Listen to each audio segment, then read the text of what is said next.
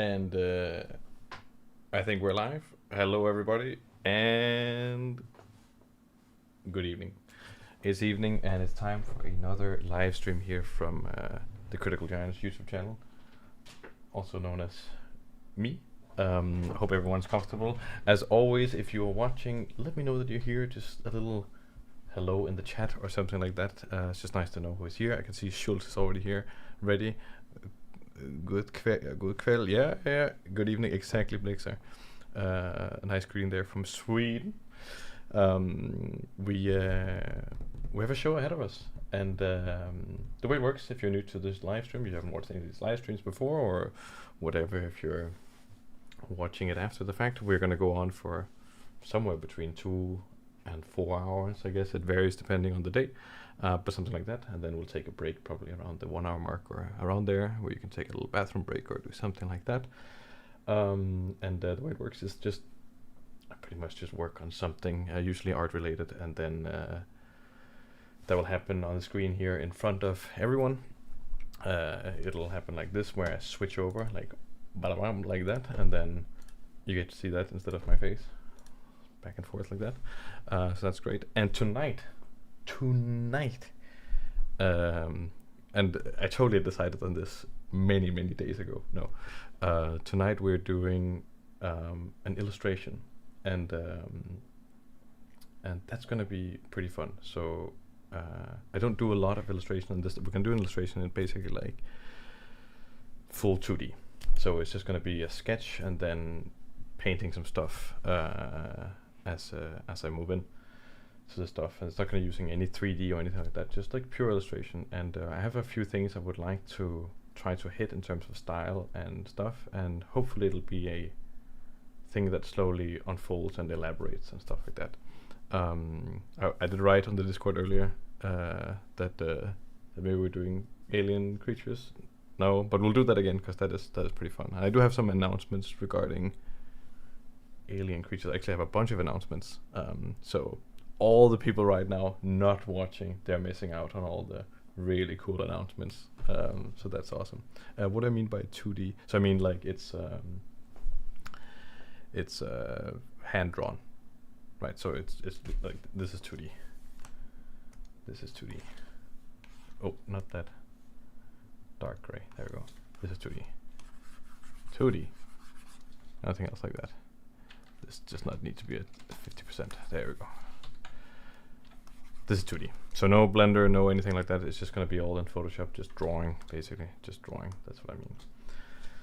Also, let me know if the volume of everything is at a good level. I'm also going to be putting on some music. I added a few new numbers to the track, so we'll get the same drab experience. 2D or not 2D, that's the question. That was the question, so that's pretty clever. And yeah, I got dinner. I got a few snacks here. I got one of these, a Toblerone. Oh, that would have been cooler if it's the other way around. A Toblerone. And I know that hello Justin Black, welcome to the stream. I know that Schultz is sitting out there right now and going like, but what about the drink? And I'm sorry, Schultz, I have to disappoint everyone else except you and me. It's definitely a Himba. So there we go. And yeah, so we got a Toblerone. And for all you, is this a thing like that? When I'm curious about today's creation, I am also very curious about today's creation. It's gonna be pretty cool. But before today's creation, just gonna do a few announcements, okay? Because that's how this works now, apparently. The first announcement is that I made some update. You know, Critical Giants has a store. Maybe some of you guys know it. Probably some of you guys know that there's a store. Maybe some of you have even bought something from the store. If you have, you're my favorite person ever. If you haven't, you're my second favorite person ever, because you're probably watching the stream, so that's pretty cool. No stuff there. But this is a little bit of a self-plug here. I've made some updates to the Critical Giants store, and I'm gonna go over to criticalgiants.com. This is my website where all my spelling mistakes are visible. And there's a store. you've seen the store before, and now the card has colors. It doesn't matter. Can I do actually where it doesn't? No, this is fine. This is fine. You can see now there's something new. Oh, what are these? These are prints. What are these prints? So, a long time ago, I made this this poster because I've done this tutorial. Probably you guys know this tutorial called "Create Epic Scale," how to create epic scale in art, and I thought it was great. Lots of other people thought it was great. It was just great, and I was like, wouldn't that be awesome as a poster? Like a poster you could just have on your wall, that has all the principles. You know, it's the same piece as in not in that one. I did another piece, and then basically it has all the principles. There's 10 principles of creating scale, and then I was like, yeah, we'll combine it into this like nice little poster, and then it'll be experience, you know. And it even down here in the bottom right might be a little bit difficult to see on the stream, but there's a QR code. And where's the QR code link? To the video. You know, I thought through it. It's kind of like it was supposed to be this nice poster, and then you just have the thing for like inspiration. Like, right, okay, I need to remember that thing, because you know what? Even though there's only 10, you forget stuff. I forget stuff, and that's why. And here comes the really big reveal. Like, this is one reveal, but it's a really big reveal. That's why we're gonna go back to this cam here. For the past year, I've had this on my wall.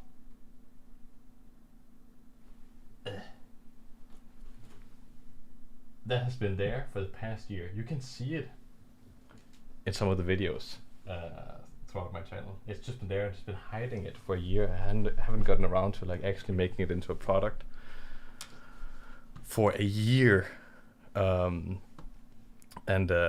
stuff like that. Does it come signed? No, I can give you one signed.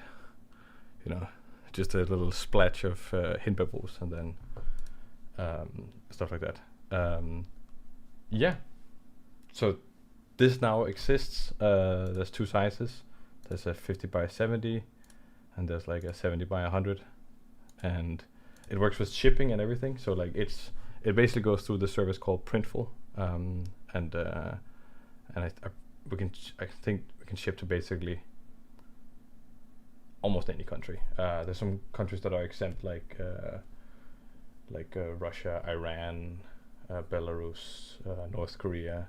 A couple of countries here and there that like we can't ship to, but otherwise I think it should be shippable to anything, and stuff like that. So if you feel like that's something for you, I have no pressure, of course, but it exists. It's there, and I've been planning on making way more because I really enjoy making these things. There's also one that's just the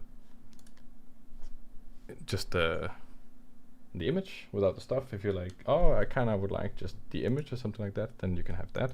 I think the poster is the cool one. And if you are like, I don't want to pay $20 or $30 for a fucking piece of paper, then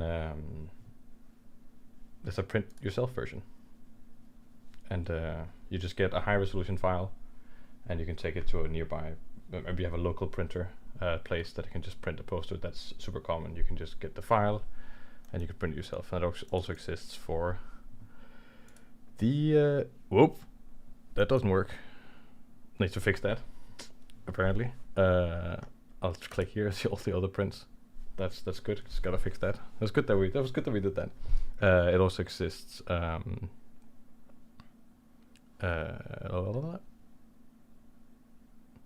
I need to update the thumbnail for this one, and the price. No, it's there. Oh, I'm just blind. Sorry. Yeah, it also exists for the one without the stuff, basically. So, and I think I want to do more. Like, I did have some people reaching out and asked like, oh, could I buy that thing or that thing so I could print it or something like that? And I was like, you know what, I'll just try to see if I can set it up. But I took a long time because I wanted to do it properly. I wanted to make sure that the stuff was in the right file and things like this. And I have a few ideas. I really want to do one with a bunch of creatures. So we've been doing some alien creatures on the streams, and I also have some other ones. And it could be cool to have like a poster with all the creatures on it or something like that. And if anyone else has any ideas, like for a poster or for like a piece of art or something, that could be fun. Even if you don't want to buy it, just like this would be cool, then I'll make it. That exists. So that's one thing. And also the thing we're gonna make today, I want to see if I can make it into something that over time can become like a illustration for the wall or something like that. Another thing is I actually have 3 announcements. So that was one announcement. Now there's prints available in the store. Announcement number 1. Announcement number 2, I am working on a new course. I've been working on it for a while now. So far, it's 30 hours. It's a 30-hour course. It's by far 100% the biggest course I've ever done. It's enormous. It's an absolute monster of a course. And I'm not done, but I think when I'm done, it's probably gonna be 40 hours, I think. A 40-hour course. And a YouTube video, equivalent YouTube video is gonna accompany that. I usually do that, right? Do a YouTube video, like a shortened version, and then you can get the full course if you're... But this one is so big that the YouTube video will be like a 20-minute retrospective, I'm thinking. And it's gonna be called How to Master Concept Art. It's a very big, in-depth course that shows a lot of techniques, more up-to-date techniques that I use regularly now, because Blender has actually changed a lot. And there's a lot of new information there, and I think that's going to be really cool. So that's something that's coming. I'm trying to get it done within the next 2 weeks or something like that. And so that's a YouTube video and a course that's coming. I'm trying to get the ball rolling a little bit again. And the third announcement is I have some other YouTube videos in the pipeline. Also, I actually got 1, 2, 3, 4 YouTube videos in the pipeline right now, and they're all design related. And one of them is about the angels that we drew. I kind of had an idea for the angels, and they're gonna be simple videos, nothing crazy, but it's just like, you know, little, maybe not as much value to the people watching, but etc, etc, etc. So that was that. Hopefully one of those 3 things are interesting to you, or maybe you're just like, please get on with it. That's why I came, so that this could happen. So now that's out of the way. That was a selfish plug, but we'll get into drawing the stuff. But yeah, you can check that out if that's interesting to you. What were we doing? Music. We're gonna put on some music, and you guys have to let me know if your eardrums are exploding, or if you can't hear me, or if you don't want to hear me, and therefore I should turn off the music and then stuff like that. So I'm just gonna put on some nice music. Oh,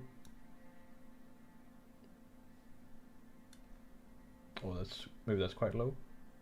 Let me know if this is what this is like. So this illustration, I'm actually a little bit afraid of jumping straight into it, because I kind of want it to be good. I'm working on a 10,000 by 5,000 canvas right now, so there's a lot of resolution. And I think... Can't hear it yet, okay. A little louder. Okay, I'll do like this.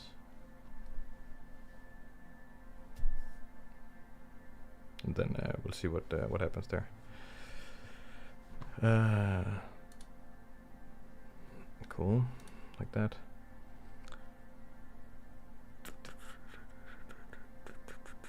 So what I want to do is that I would like to just go on Pinterest for a little bit and look for some reference for what I'm doing. I can tell you I know kind of what I'm doing, and I just want to draw it out very simply. So I want to make something that's slightly graphic. So if you don't know, I have this world, blah blah blah, selfish plug, whatever, called Black Horizon, and there's a whole wiki for it right now. I haven't really updated that much, but there's this universe called Black Horizon that I've been developing, like a sci-fi universe, blah blah blah. And I want to do an illustration for that universe. In this universe, there are these super soldiers called conduits. Conduits,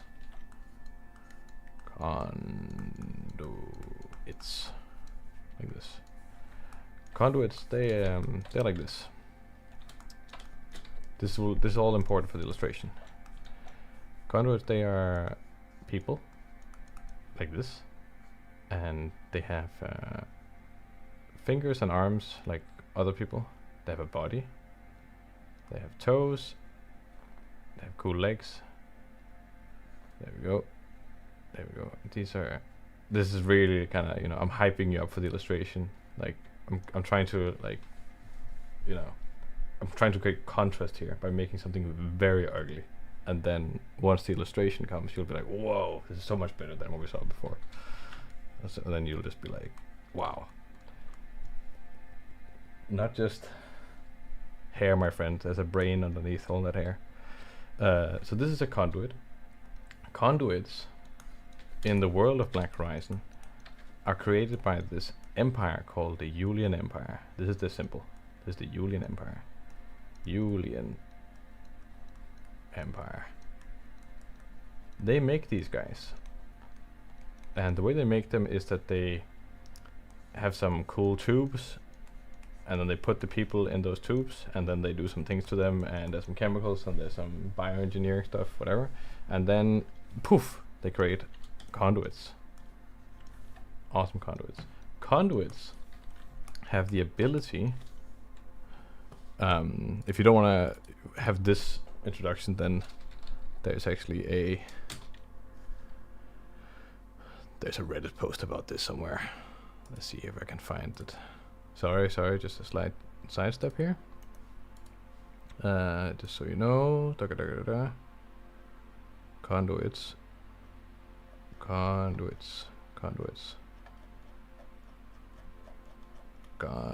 Wait, give me. There we go. So on Reddit, there's this post here. The magic power of the conduits, and here it kind of goes through their power. This is an older post. This is when the logo used to look like this, so that's good. We went away from that because the new one is much cooler. This kind of explains their powers, and basically the way that we went away from this. I have it here, you know. So that wasn't going too well. Conduits, they have the power to control the electromagnetic field, right? So that means that they can kind of control a robot or control like anything electronic. Basically, they can manipulate the electromagnetic field inside things and then do all kinds of things. So they can rewire how things work, essentially. They kind of have to play a little bit on how stuff already works, but then they can manipulate it to their favor. So if somebody was having a gun and that gun was electric, because all the guns in the future are electric, then they could stop that gun with their powers from not shooting, and then they kind of have the advantage. You see how that makes sense?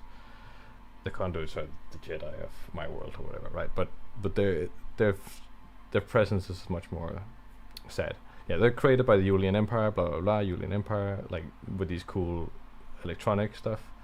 My ADHD is going crazy. I don't have ADHD, or I don't have diagnosed ADHD. But these things really remind me of Mewtwo.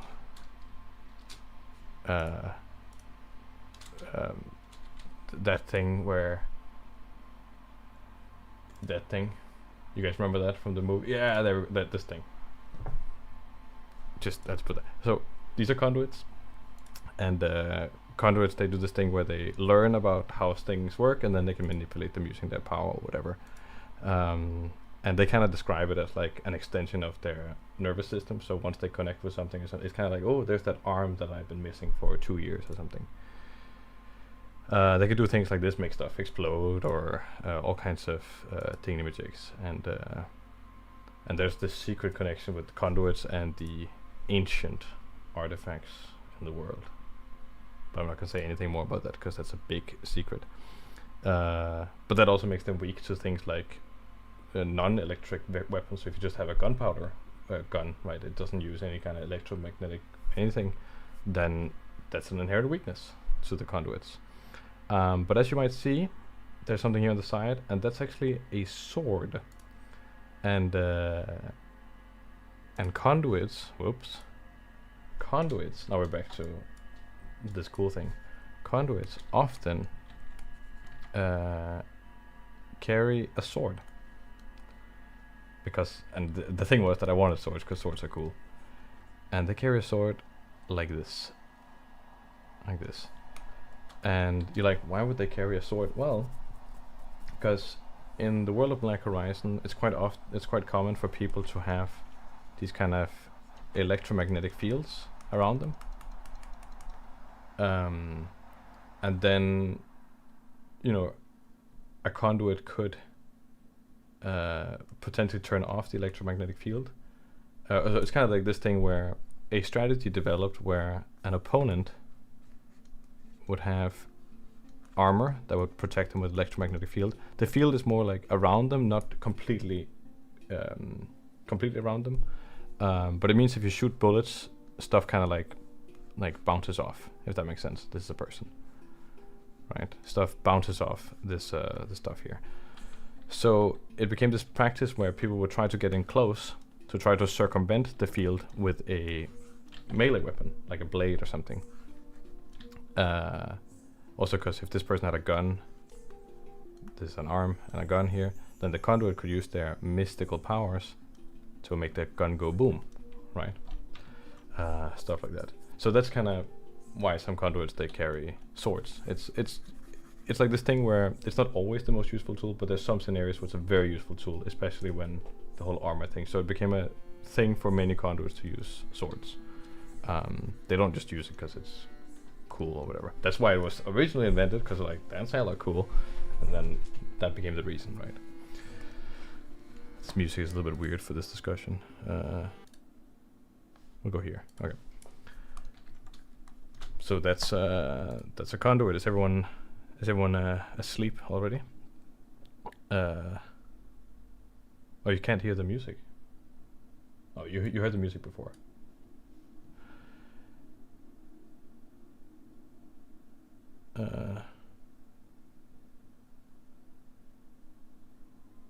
Wait, sorry, I'm just very distracted by the comment from A. To add a random comment from many streams back, if you have saltpeter from boiling chicken poo, all you need is sugar to make an explosive. It's used in a small home rocket or fireworks drill. Oh my god, I remember that. That was hilarious. The whole chicken poo thing. Okay, that just distracted me. So this is the conduit, right? And so these are conduits. That's the point. This illustration, now we're getting to it. It's gonna be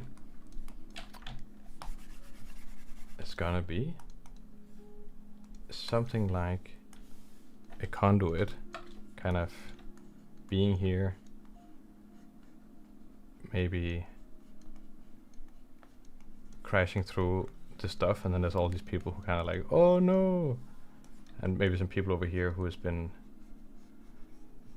cut in half or something, and the conduit is going to be running with his cool sword like this and swinging it around, you know. So there's a person over here, and there's some people in the background. So it's basically going to be some kind of a war zone like this. This is kind of what I'm imagining, you know, and the guy is running that way, right?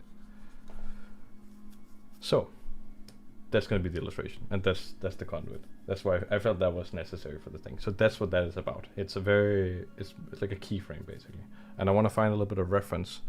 I want to find a little bit of reference before getting into this. Okay, cool. Let's do that. I'm thinking of some reference immediately, but I'm also seeing some of this really cool distracting stuff right here. Like, this is just great. I'm gonna copy this because it just looks, I love the way the line and the color here was handled. It's not even related to anything. Oh, this is what's it, Phil Hale? Yeah, that's kind of interesting. There's a little bit of that energy actually in some of the Phil Hale stuff, but I just want to get this Piotr just to remember here. I'm gonna put that there. I'm gonna go back. Just gonna take this Phil Hale thing. There's somewhat about this like graphic stretchiness that I kind of want to think about.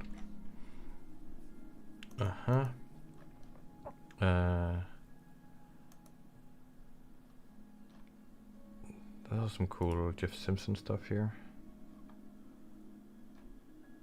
I love this one. This one's great. This is Devon Corvin. Could also be kind of interesting to look at. Yeah, maybe I'll grab some of this stuff here. I want to do something that's quite painterly. Probably gonna do a sketch to begin with, but then I want to develop it. Why this Kristmiha also quite nice. Oh, Igor sit there. Oh, smoke from the head. Is that Evgen? Yeah, Eugene Korolev. That's what it is. Yeah. And then should I look at? Should I take that one also? Maybe did I already have it? I'll just take it. And yeah, I could get higher res versions by going to the art stations, but I just need them for inspiration, not for direct reference. Okay, there's some cool things there. Just like I'm just looking for little pockets of like color and stuff. Oh yeah, there's these ones that there's some simplification things here that are kind of interesting. Then I want to look at Dishonored. There's this one. There's this one here. Yeah, I mean, I might take that one and that one. Is this the full one? There, the full one there. I want the full one there. I'm pulling all this image out onto a PureRef board over here. Hello Plexi. Welcome to the stream. We're just gathering some reference here. Oh, this is some of the Deathloop stuff. Maybe I could actually look at that.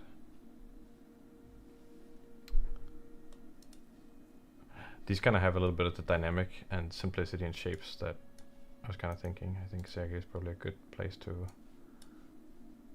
get inspired from here. Even some of the simpler stuff. I also kind of want to look at some Gigi Cavanego.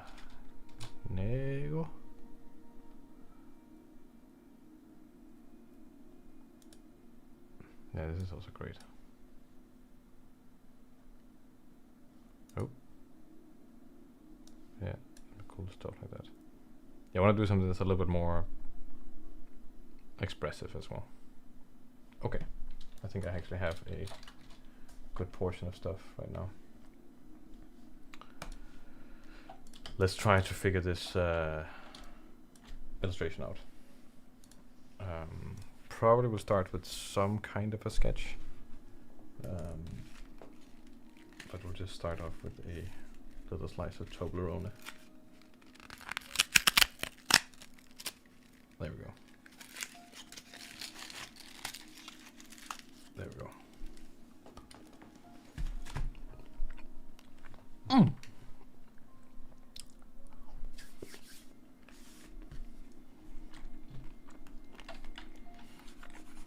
Okay.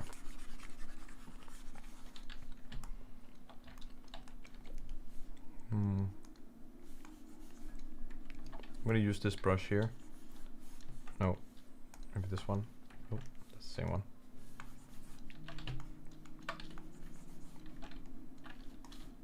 Yeah, this is okay.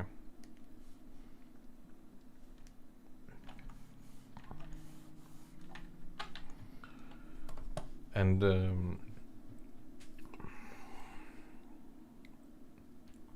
I think the difficult thing right now for making the sketch is going to be figuring out how graphical versus how much depth there's going to be in this image.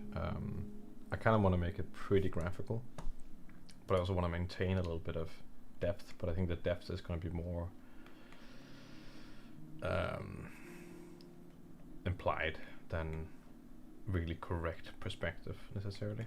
There's going to be elements of perspective, but more just like characters being smaller in the background and things. Maybe. Okay. I'm gonna do some kind of. Oh, maybe we should do a horizon line actually. What do we have here? That stuff. I'll do a little bit of a horizon line just to establish myself here and then there. Just to have something. What the hell is that?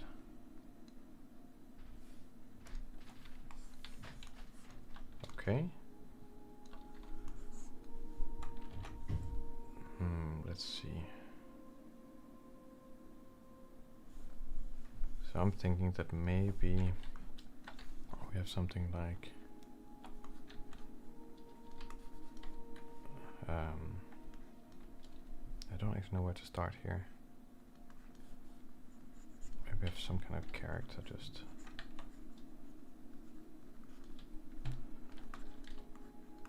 And I'm kind of thinking that this conduit guy is going to be cutting his way through a bunch of pirates, or in Black Horizon they're called raiders, and because then we can mix the aliens a little bit, and there can be a few different aliens with different kind of armor. I think it's either that or creating something where he's cutting through the same unit. Actually, it's a really interesting design thing here. So on a really basic level, you know, let's imagine that all the units were stormtroopers, right? All the units were stormtroopers, so they all look exactly the same, right? They all look, let's use a round actually. They're all like, that's one stormtrooper, that's a stormtrooper, that's a stormtrooper, stormtrooper, stormtrooper, stormtrooper, stormtrooper, stormtrooper, stormtrooper, stormtrooper, storm. These are all stormtroopers, right? That's kind of how that. And then our hero could be like this. You know, this is completely abstract, but you see the contrast, right? Like it's like this guy is standing out because he's just different than the stormtroopers. You know, in terms of like pure value even, or just like, and there's all this like all same and then different. If we have pirates, then we're gonna have all this stuff where people are a little bit more like, okay, here's one that's like that, here's one that's like that, here's one that's more like that, here's one that's a bit more like that, here's one that's a little bit more like that, here's one that's like that, and then maybe a hero is like there, right?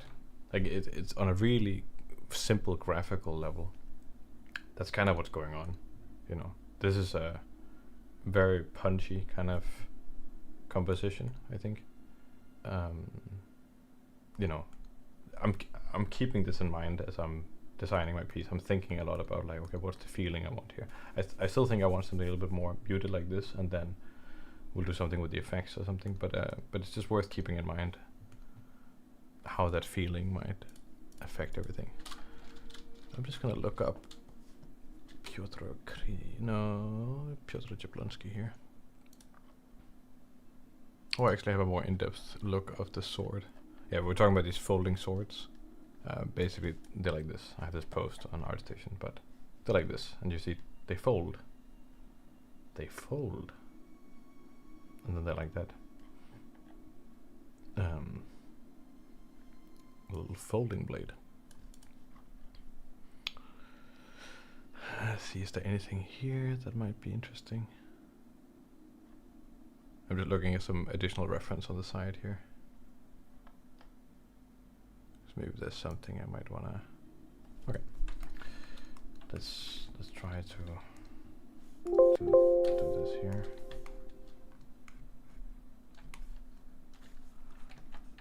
Oh, let's get this.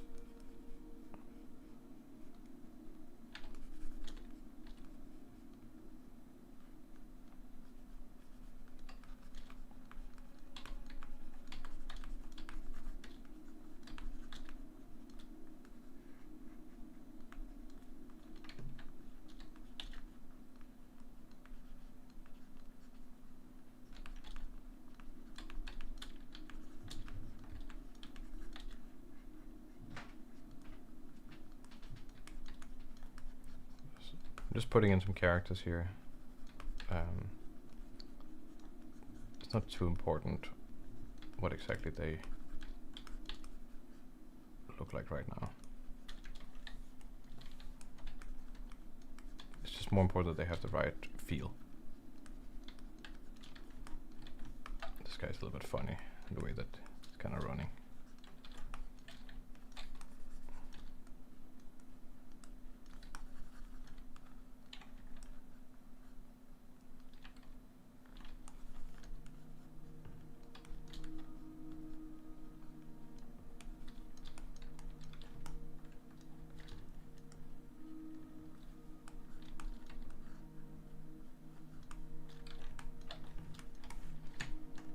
Guy there. Maybe there's another guy. There's a foreground guy here or something.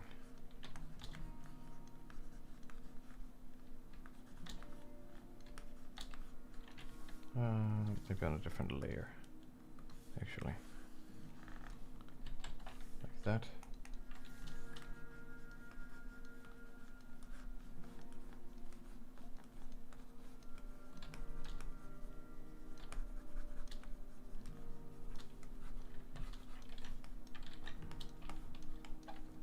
Then we're gonna have our main guy kind of running through here, and I'm thinking that it'd be cool if we have, I kind of want a dynamic pose, like something like this, but also a pose that is clear. So I don't want this a very curled up pose. I kind of want something that's very, so maybe something where our hero has just cut through something. Or is it something where we see somebody cut up in the foreground or something?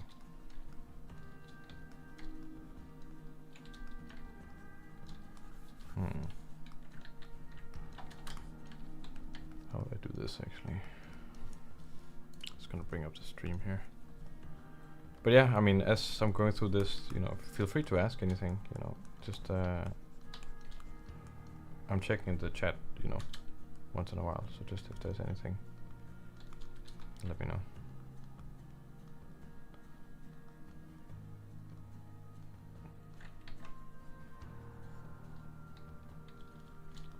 So this pose here is going to be one of the more tricky things to get right.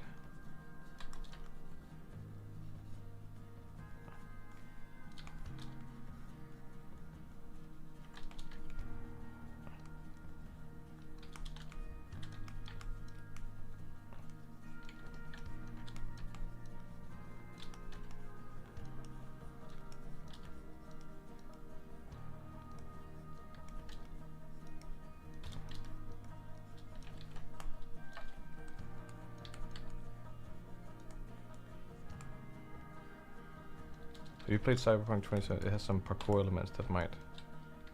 It's gone. I was too fast there. I have not. I have not played Cyberpunk. I've seen a lot of gameplay from it, but I have not played it.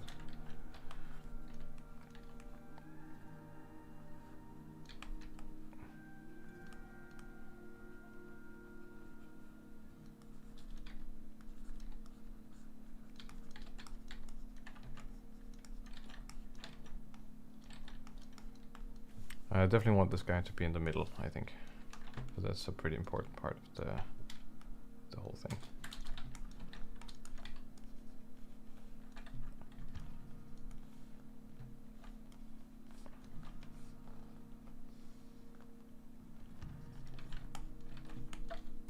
Then I don't know, maybe it's this thing where that thing kind of slashed through there.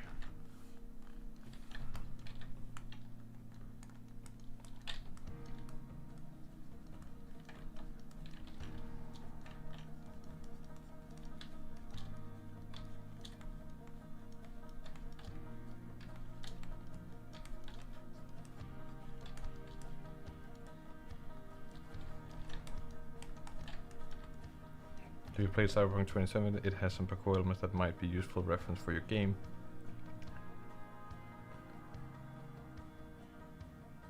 Right. No,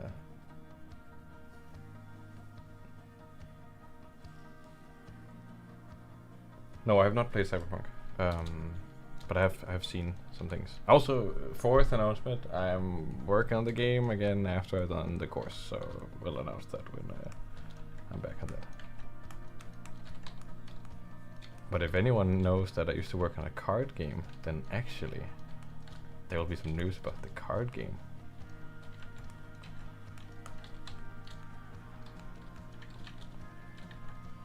There's actually a lot of stuff happening behind the scenes, but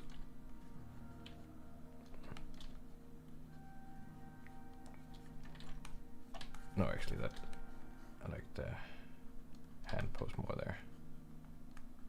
Come on, felt.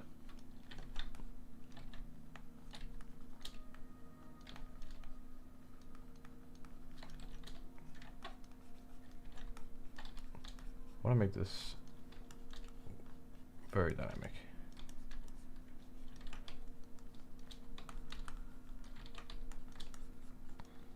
What environment is the scene in? Yeah, I don't know actually. It's some kind of battlefield where I think it'd be cool if some of the pirates have to wear masks and some of them don't, but our hero also have to wear masks, so it's some kind of atmosphere that is not breathable by everyone, but breathable by some. So an alien world. I don't know if it's inside or outside. I guess I imagine it kind of a harbor. That's kind of cool. A harbor is kind of cool.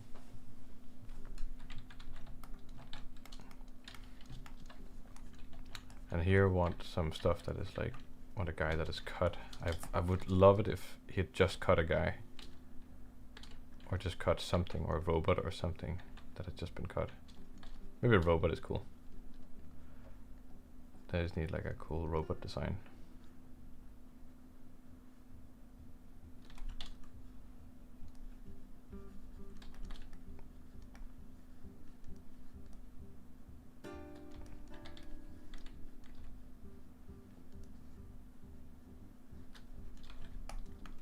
So yeah, so that's kind of the top half there. And I'm imagining these blades, at least in the lore of the world, they are insanely sharp. Like the kind of sharpness where they're like the edge is 1 molecule thick or something, and it can retain the edge because it's doing some absolutely ridiculous heat treatment stuff within the blade, like active heat treatment, and it maintains the sharp edge by shedding its skin or something, is what I'm imagining. That kind of like, okay, now it's been used, so it'll kind of, and then it'll resharpen itself or something like that. And the blades don't have a cross guard or anything like that because they're not really meant for dueling. I mean, you could duel with it, but they're more for chopping into stuff and hacking things to bits.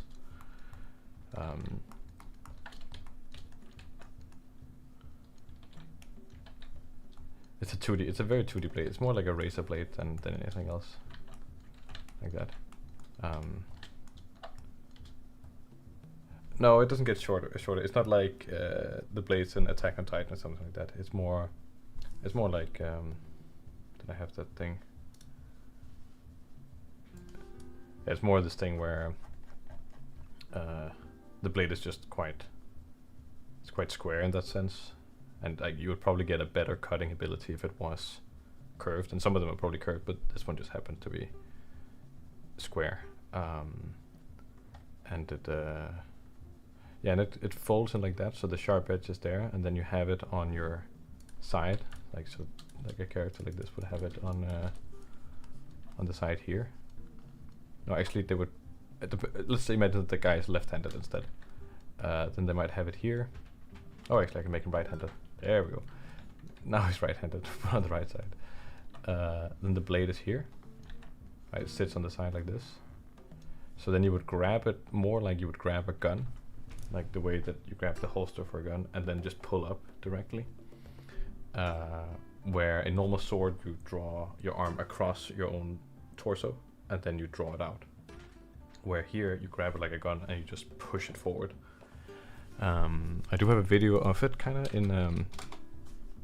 Don't have a video of it on the game video I did. I think so. Just gonna click that there. Yes, I have this video on how I'm making my first real game in whatever, and here there's this little thing about. Yeah, there we go. You can see the sword there. Just waiting for it, wait. And the sword, it'll come.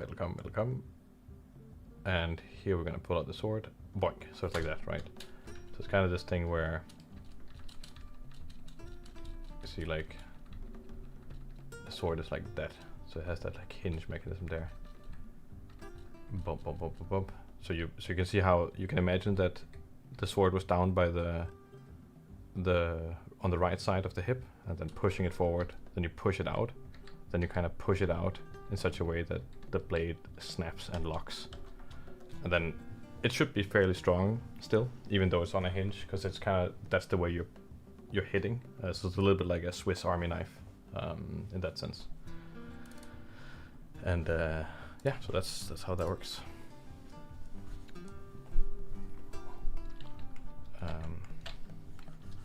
Oh, okay. I'll just undo. And then we'll. This is probably going to be reworked a couple of times here. See, if you were to cut it like that, then probably dynamically it would be more interesting if it was like. I'm thinking that these guys, they kind of have like some pirate robots as well. That they use here. And then we have like an arm that is cut.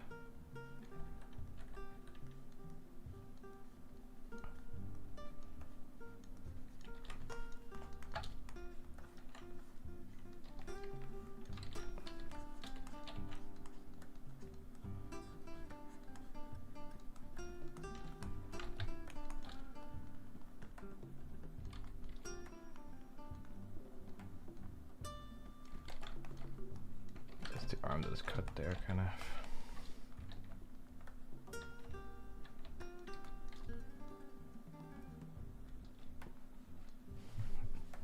Oh my god, I have to save. Thank you, Schultz. Let's make a new folder for this thing here.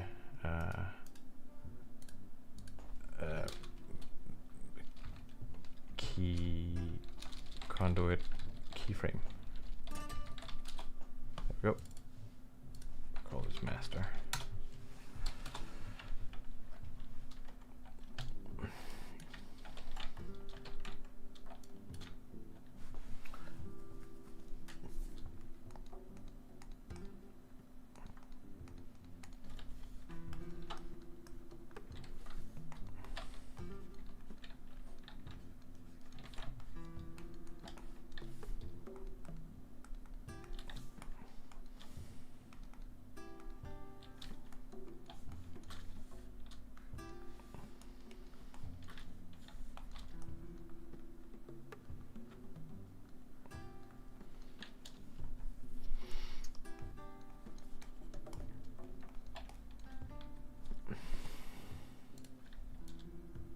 So there's a little bit of depth here, you know, like this guy is far further away, then we have this guy on that thing, and then that guy is like there.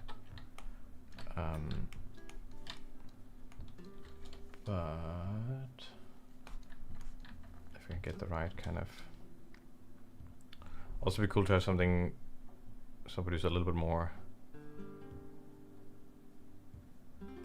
like something more fleshy that's been killed by the blade here. Maybe we have some guy on the ground here, kind of holding his hand. Wait, how do I do that? So he's lying. Maybe he's like this.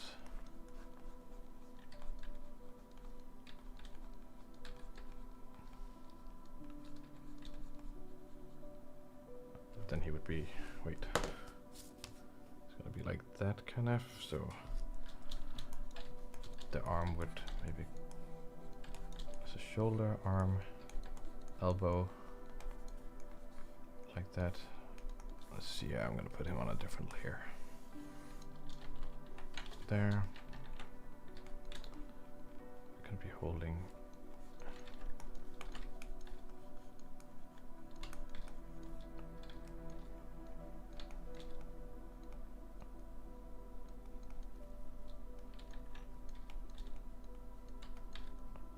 So it's this quite brutal thing where some of the hand has been cut.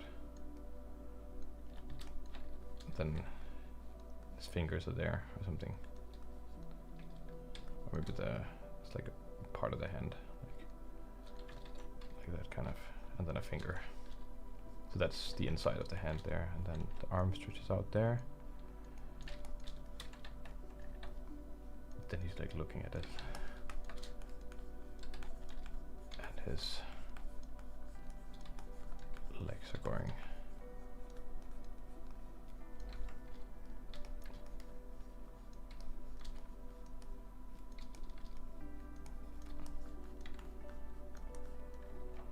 Got quite a lot of butt sticking out there.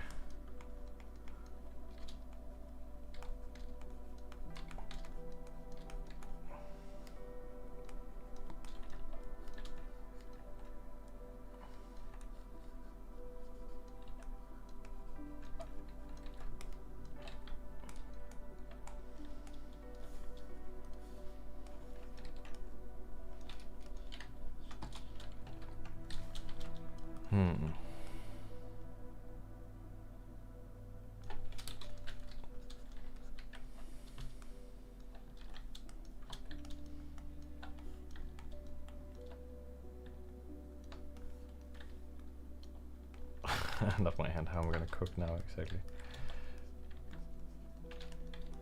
It's something like that, and then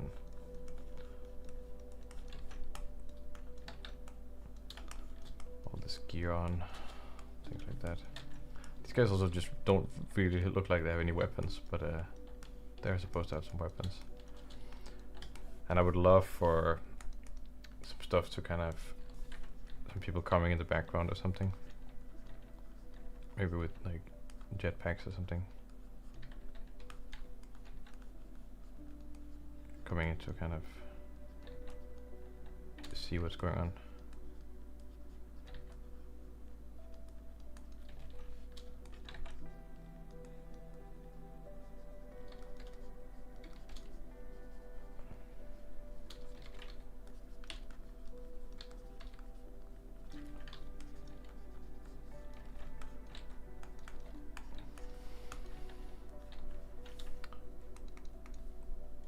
I kind of like this idea of the docks, like harbor. Like I was looking at this one, and there's these kind of elements like that. I was imagining quite smoky like this, but I think those kind of shapes like that in the background, that could be pretty cool. So having kind of these kind of crane-like shapes in the back could be pretty cool. I'm just putting some stuff in here for as a kind of placeholder for some of these kind of very graphic elements. This is all what stuff on a dock looks like. Now you know. A sci-fi dock, harbor thing.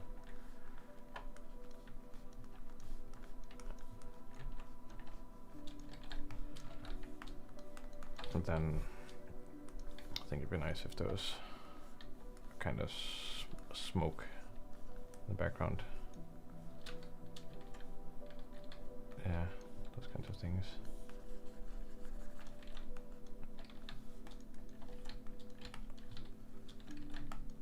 Okay, let's just grab this stuff here and lower in opacity a little bit here. I'll move those lines there. Those ones also get to come down a little bit. That.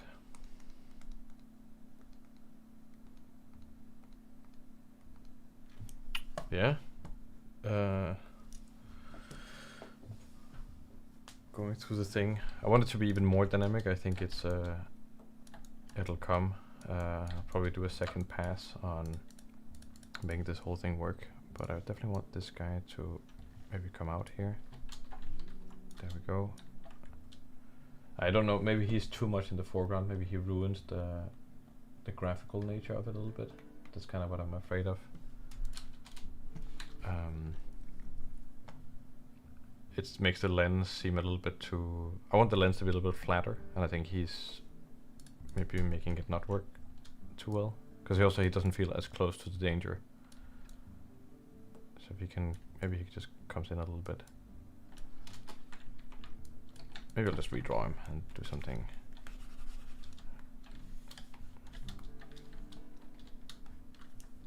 You see, there's this energy here where, even though there's different layers, everything is still relatively. There's nothing all up in your face. As soon as there's something all up in your face, then I think your brain really kicks into kind of low focal length kind of stuff. Wait, yeah, high perspective or high field of view. That's what I mean. High field of view. I kind of feel like I need some other reference. I just want some inspiration here. Maybe I'm gonna look at some Ruangia.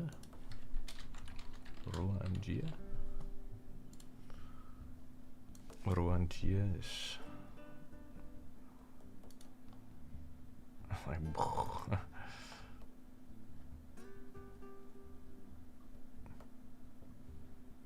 that's pretty cool. Might take that actually. Bring that in as well. Oh, I know what to look at. Alexander Mandrajev. There we go. Oh, actually, I haven't looked at his recent stuff. Oh, some eternal stuff.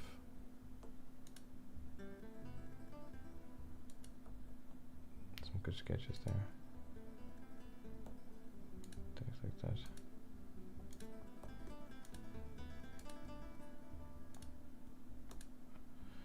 Some of the stuff he did for Spider-Man Homecoming is like some of my absolute favorite things. Spider-Man Homecoming. A little bit further down, maybe like this stuff here. I just think it's super great. This is great, like the graphical nature of it. And then this one is awesome. I love this one. It's almost like this kind of feel in a weird way that I want. I'm going to bring this in also. And we got this thing here. It's also very good.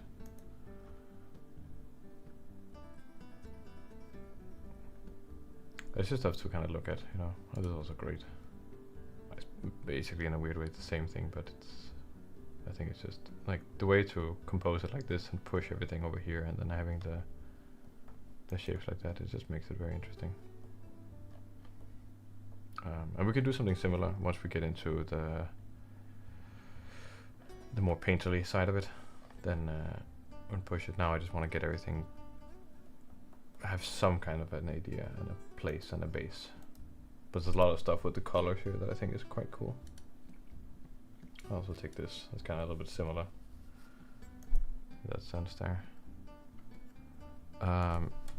Adrian Bush, are you here?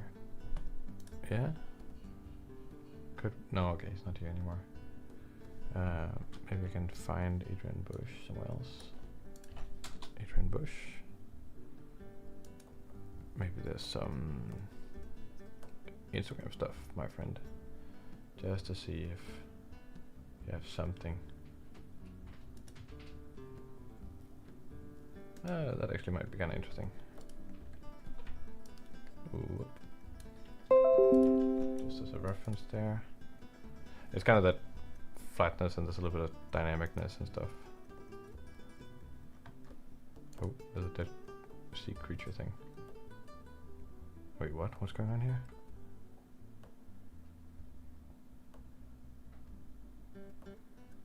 Wait, so there's all these people inside this thing? You know where I've seen this before? So this was posted when? 39 weeks ago. So that's, well, last year obviously. But there's also somebody else who's really cool.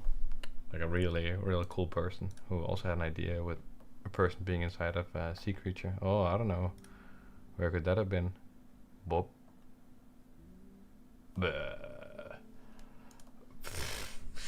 Clearly, it's oh my god. Oh my god. This one's great though. It's a cool one. Okay.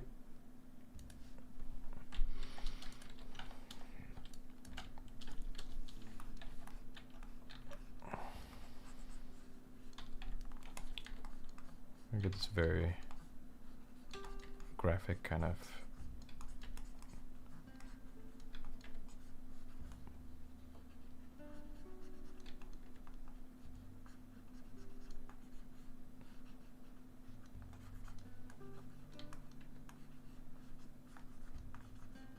I'm making it way too big again already. Okay, but that's just how I'm gonna do it right now. And then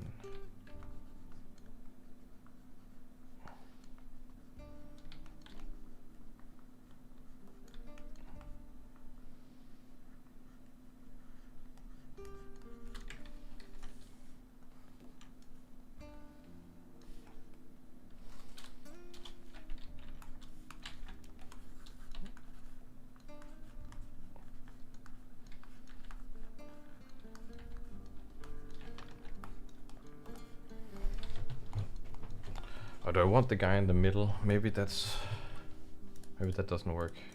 It's kind of how I imagined it, but maybe we just need to move everything a little bit here. Yeah, just create a little bit of dynamicness like that, and then I think this guy right here,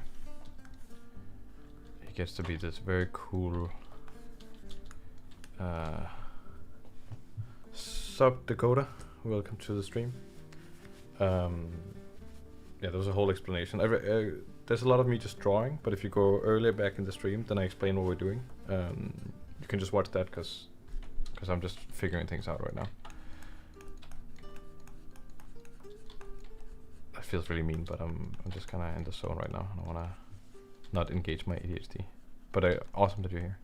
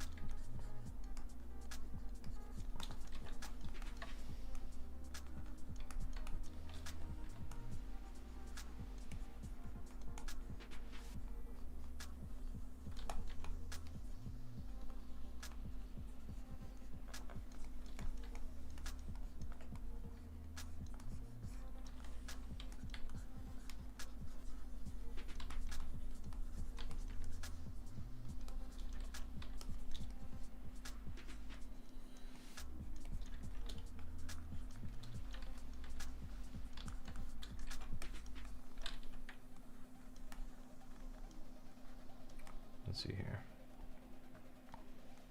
Kind of want this guy actually to be on the similar plane to this guy. Like that. And then he can kind of seem like I want a guy to be like, okay, he's the next target. But maybe this guy needs to have a little bit more of an attitude. It's kind of like, yeah, you're not gonna get me because I'm gonna shoot you in the head.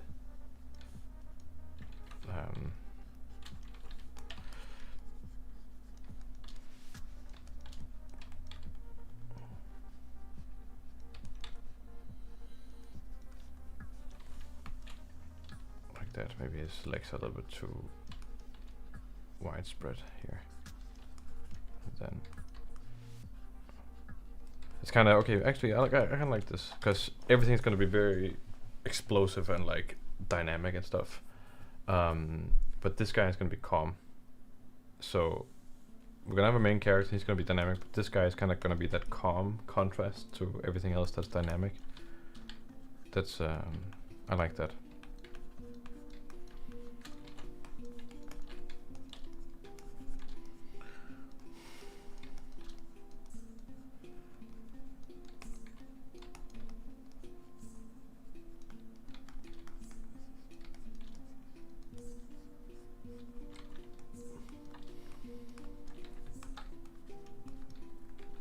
So he's maybe the kind of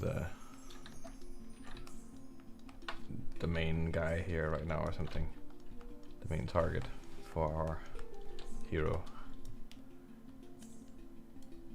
maybe something like that.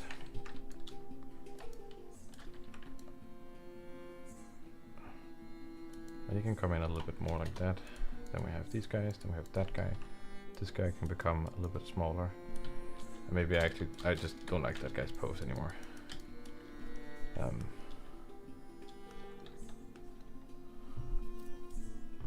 You started a new project? What does that mean?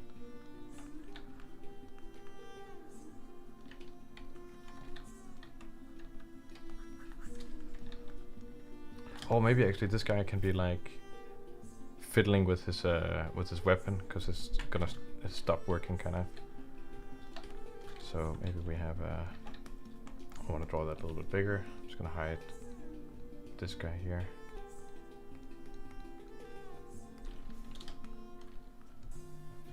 You start a new project? What does that mean?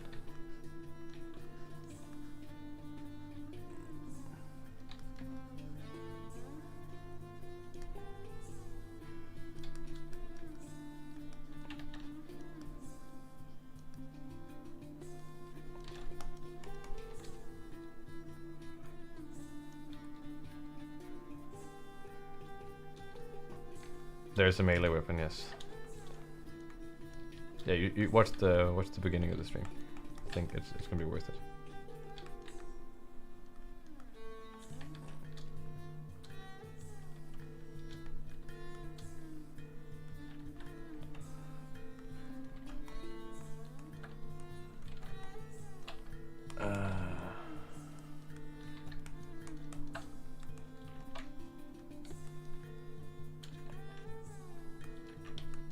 Or you could make this guy's weapon explode. That'd be pretty cool. Yeah. Oh, I love this. I love this. This pose here is great. Like kind of that slight stumble, and then he's gonna be holding like a gun here in front of him. But that gun is kind of exploding or something. Like so, it's gonna be doing like that basically, like in his face.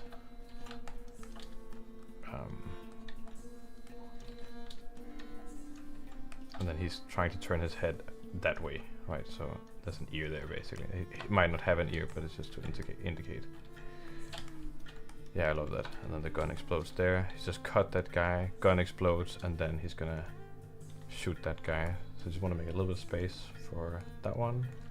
So maybe he can even come over here, and this guy can maybe come a little bit back here.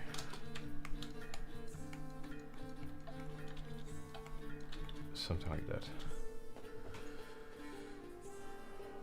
Oh yeah, okay. I'm feeling this. I'm feeling it. Let's see.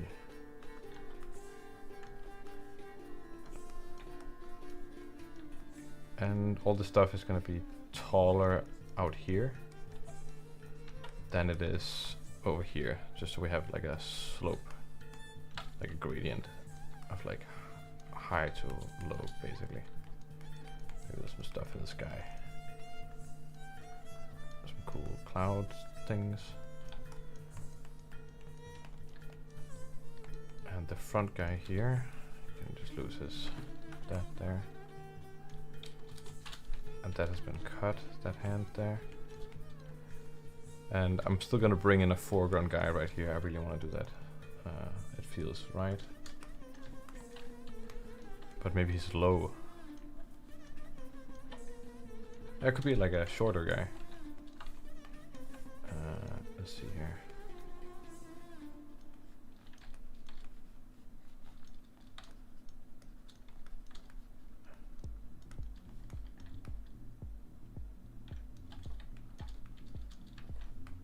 This guy's pose will probably also be adjusted a fair bit.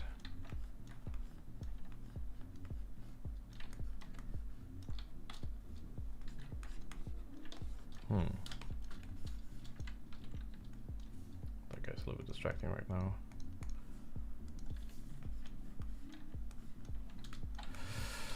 So what would this guy be? He would be like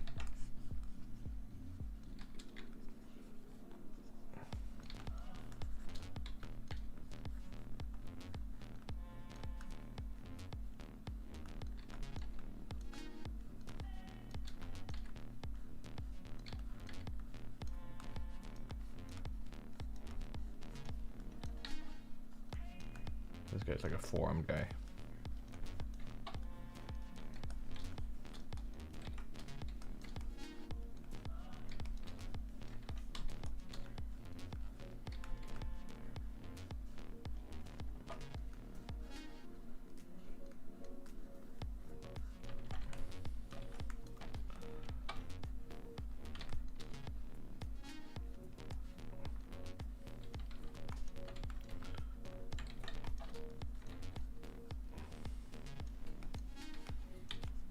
Everyone's being quiet, but I guess maybe you're just enjoying the show, listening to the music, watching the development. I hope you have this on kind of like a side thing, and this is not your main thing doing, because that's just nowhere near interesting enough. But hopefully everyone's okay. Everyone's enjoying the local weather. Maybe some of you guys live in a more sunny area. Right now we got darkness and wind, so that's pretty good. So, I'm from Denmark, right? I guess some of you guys know that. And the thing about Denmark is that we don't have a lot of interesting fauna. As in fauna means like animals and such. We just don't. We're a small country. We don't have any very interesting animals. Wild code. Oh, okay, that's awesome. We don't have anything like particularly interesting in terms of animals.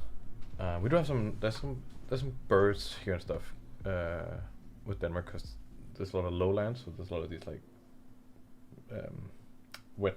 there's some wet areas and some birds like that. So there's some birds and stuff like that. But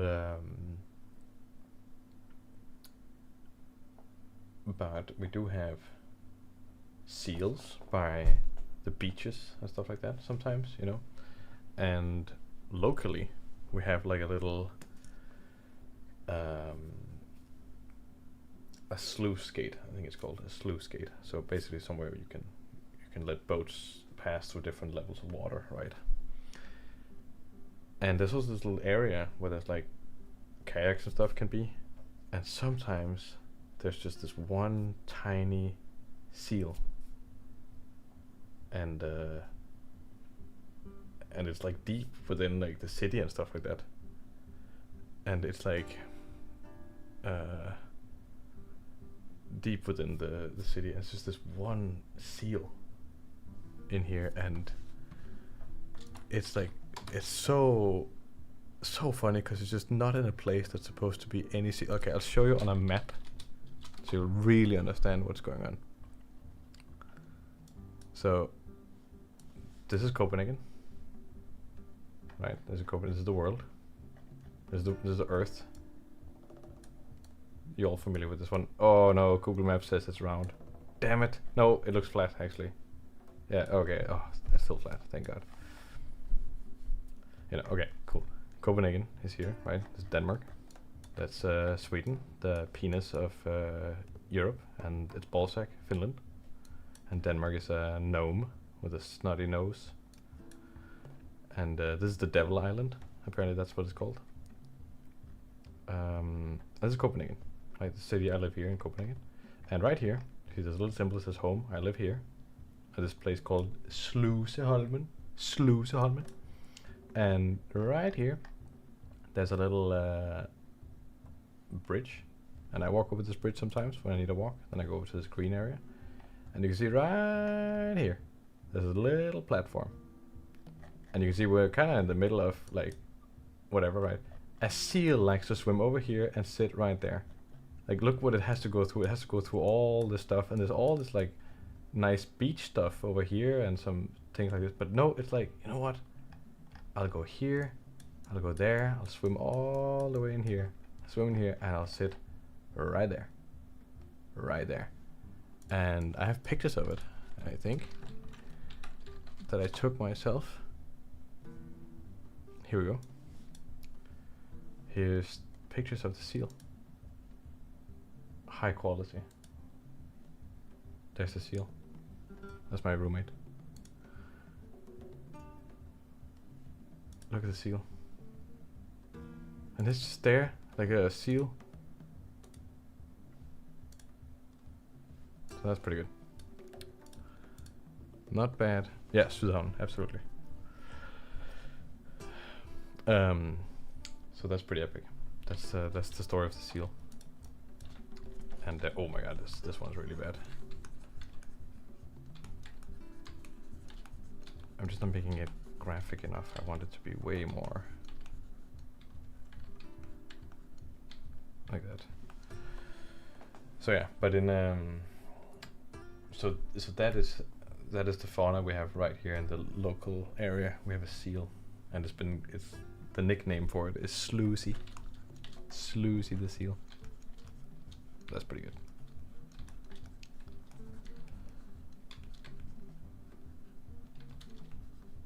You know what's kind of frightening? Because I'm live streaming me, right? And I've been doing it for like 21. This is the 21st one. And some of you guys are like semi-regular viewers, and some of you people are like, we're here all the time, and stuff like that.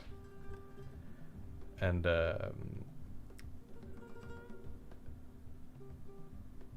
it's what's funny is like that you get to know me a little bit better than I get to know you guys. I'm really trying to get to know you guys, but also I'm limited by the chat. That's all I can kind of like. It's a singular dimension. You have like sound, video, and more, and that's weird. There's just like these people out there who, because I've watched some other people, you know, like live stream, and you get to like know people slowly, and it's just this weird. Yeah, it feels kind of weird to think about. Probably overanalyzing it here, but there's a thing there about that, which is.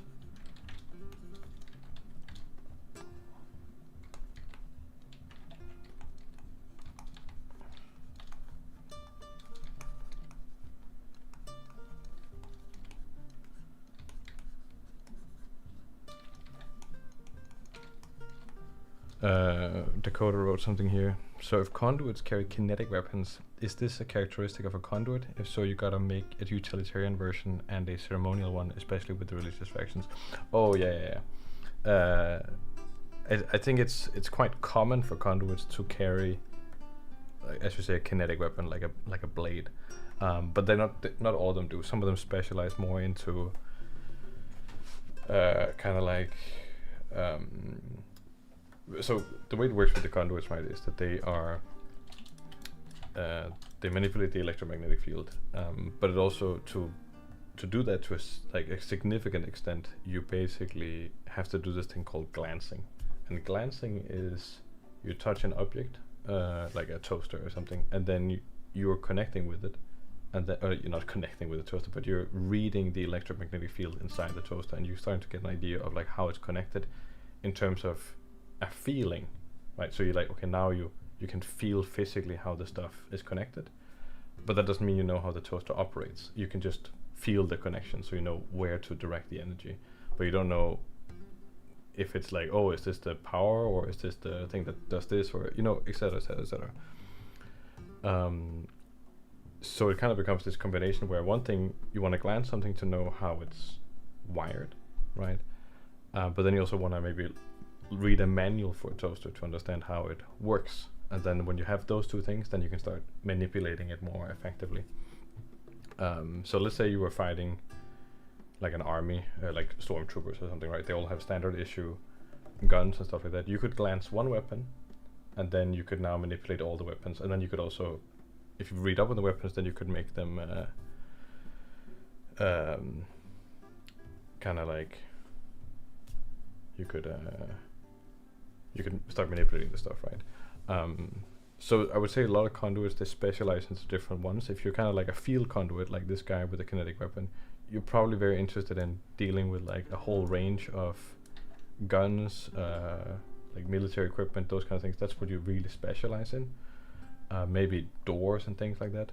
Some conduits specialize in kind of more large-scale stuff, where they're like, okay, manipulating ships, you know, and really knowing about ships and manipulating those kinds of things.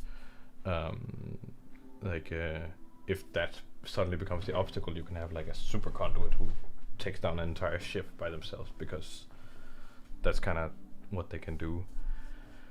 You have conduits who specialize in just discharging stuff. So instead of really caring about turning off a gun or making a gun shoot, then you maybe discharge a lightning, like so you turn anything into a Tesla coil essentially and discharge a lightning from something. So maybe they get really good at that part.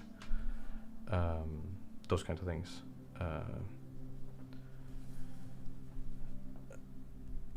I visited Copenhagen once. I was confused. There was no free parking. Oh yeah, I mean, I guess that's a thing. I mean, but in general, Copenhagen and Denmark is not a very big car country. I think the tax for cars. I can't remember what that is, but maybe Schultz remember was the what's it called? It's called registreringsafgift, or what the hell is that called? The thing. It's like in Denmark, it's insane. Truth, it's a weird dichotomy. Photo, some cool architecture there though. Yeah, I think Copenhagen has some nice architecture, even like some of the older stuff. Also, Copenhagen has been, I think the history for Copenhagen is actually pretty interesting. I mean, there's lots of like cities with interesting histories, but Copenhagen has been kind of destroyed like 3 times almost, or significant parts have been destroyed. It's endured a lot. Like there's a great fire, I think twice, and then there was the bombing by the British during the Napoleonic Wars. There's 2 great fires, I think. A lot of stuff, got destroyed. It's kind of survived those things, and there's some special traits of the city that where you can see that destruction.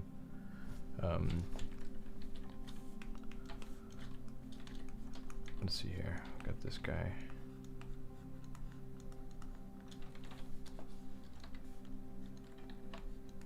This guy is a 4-armed guy here. Maybe he has a 4-armed pistol.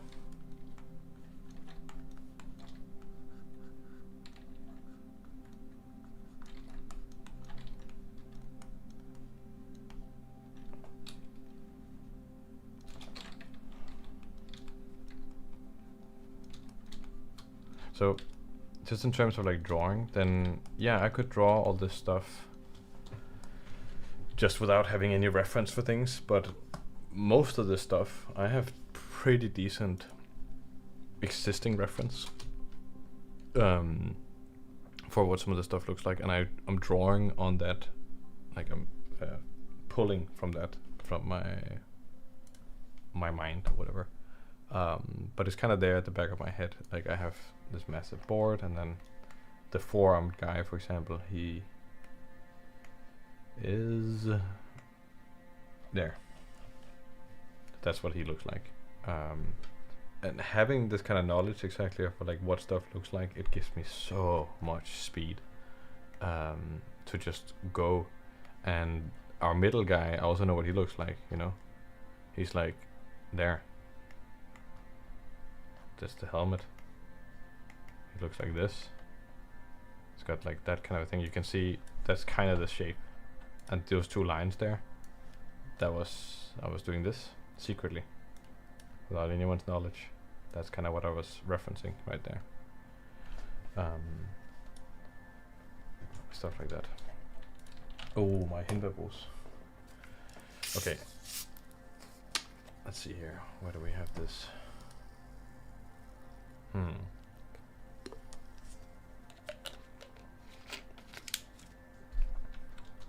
It definitely doesn't have the energy that it might have with all the color, but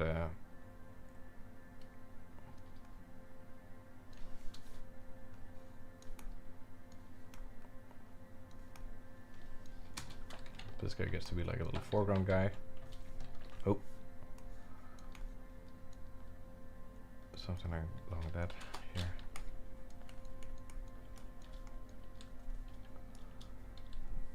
Probably has to be adjusted there.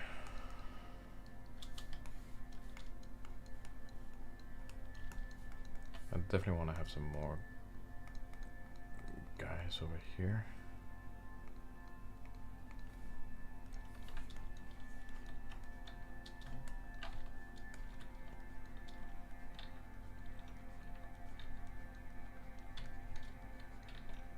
Maybe a thinner guy over here.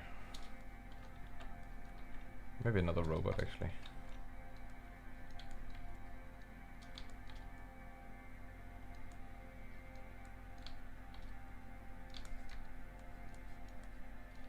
What should I do here?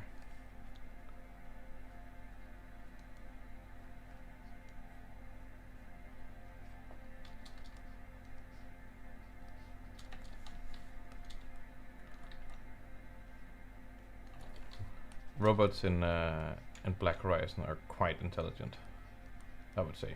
But there's also some very strict laws on the kind of intelligence you can make, and most people follow those laws because there was an incident in the lore called the warp mines, which actually you can read about over on the wiki for Black Horizon. That part is actually there. History, warp mines. There you go. And it kind of dictates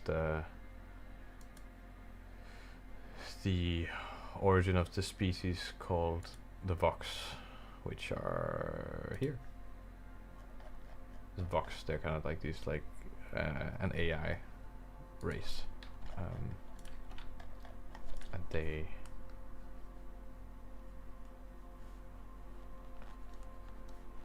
yeah.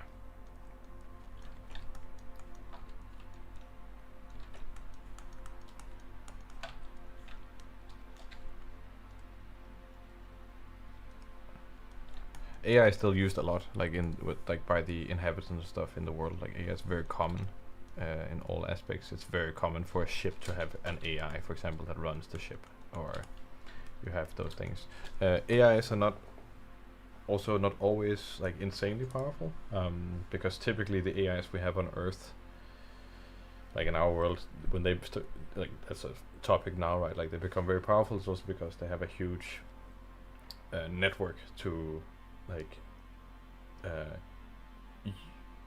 derive information from. If you're out in the big galaxy, in the big world, you kind of have to carry all the information with you that you can then use. So the AIs you start having in Black Horizon don't have as much knowledge as they have like strong abilities to compute information, but they might not know what something is. They're like, okay, this feels like it could be this or something like that. Those kind of AIs are very common.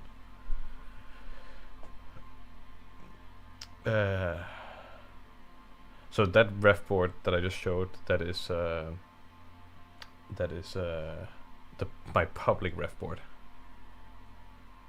That's my public board. I have a private board that nobody else can see because it has some very secret stuff on it. Wait, what was this comment? So conduits act sort of like Gambit from X-Men, overcharge the electrons and shit and make it explode, disable glow, heat, etc. That's pretty cool. That's one of their abilities, is this thing to overload stuff.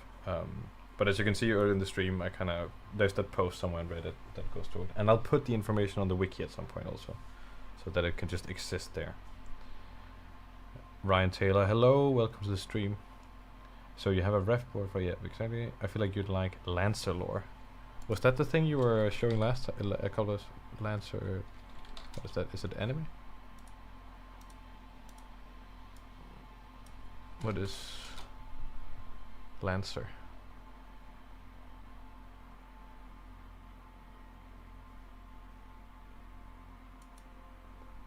Lancer, inside the cockpit of the mech RPG, looking to positive future for role playing. Is that is it like the RPG thing?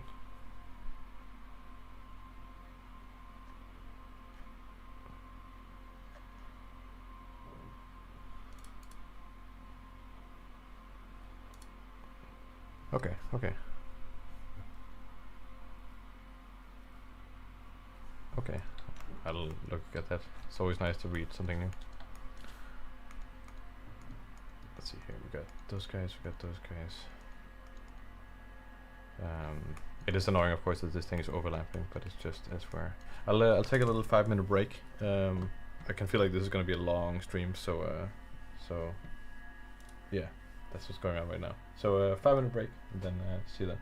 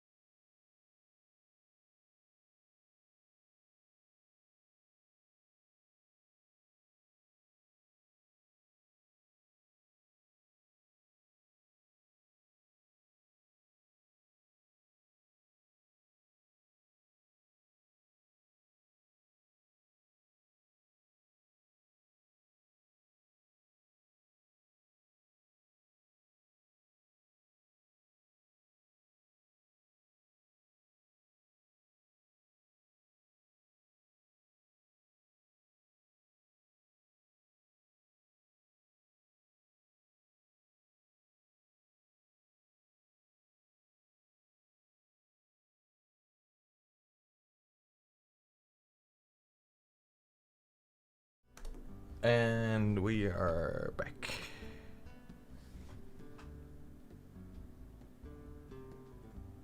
What the hell? That was like 10 minutes. It's really that long? Damn.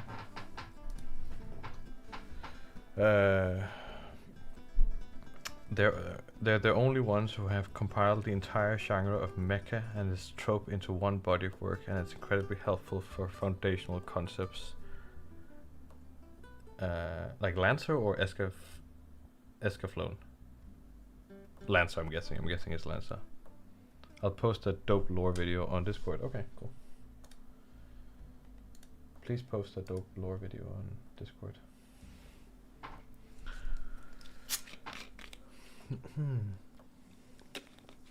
Nice.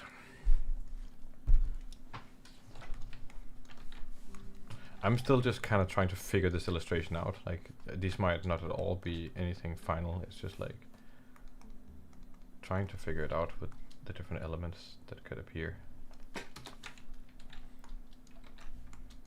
I do like this cutting here. That feels kind of cool. I do wish that. I think this guy could have a better pose. I do like that thing there.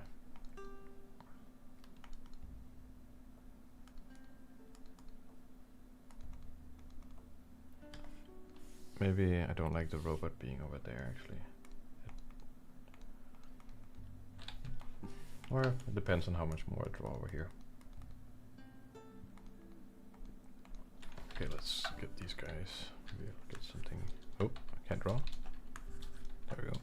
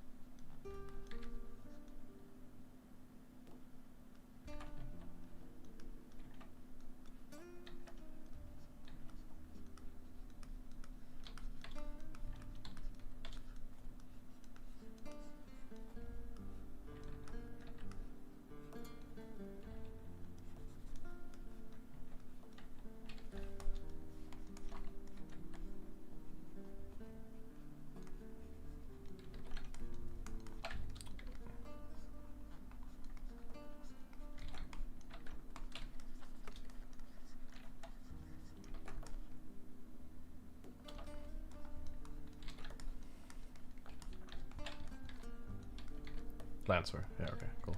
I'll check that. That sounds great.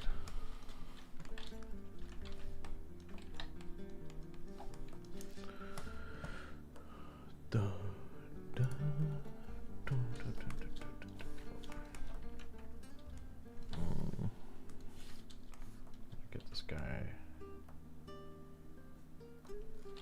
down there maybe. I still want to keep this pretty flat. I'm thinking that line over here, maybe it's a little bit.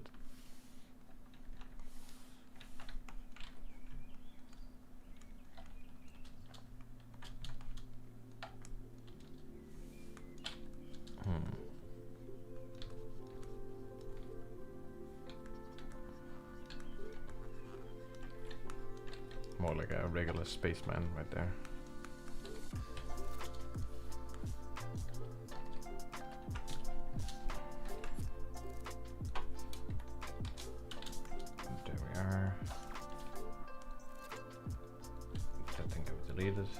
That guy is there, that guy is there. Let's just see. Yeah, I like he can intersect that guy, that's fine. We just need a little bit of a gun thing going on here.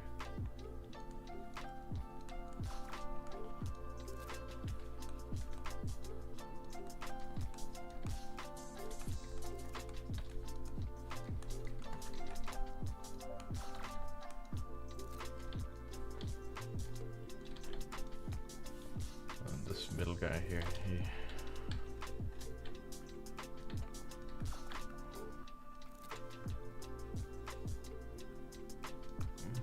maybe this guy has like a non-electric weapon. That feels kind of cool.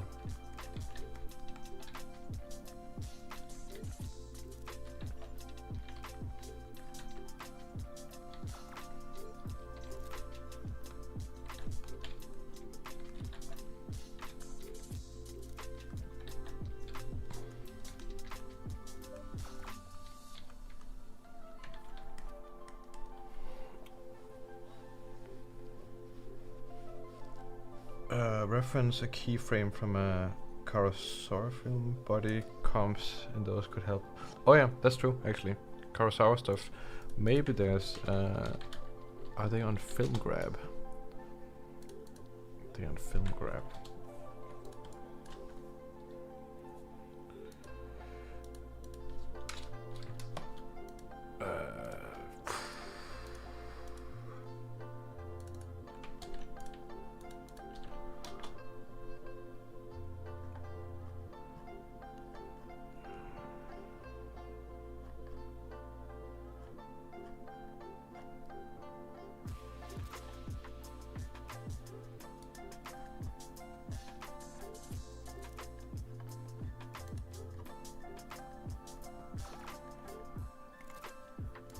Sanjuro.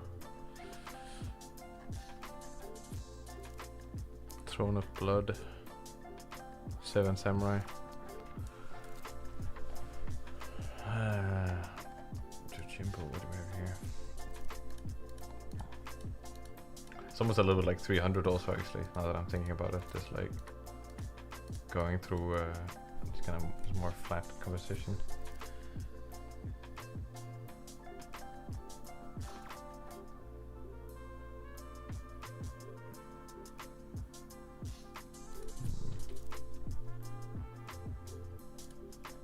It's not a bad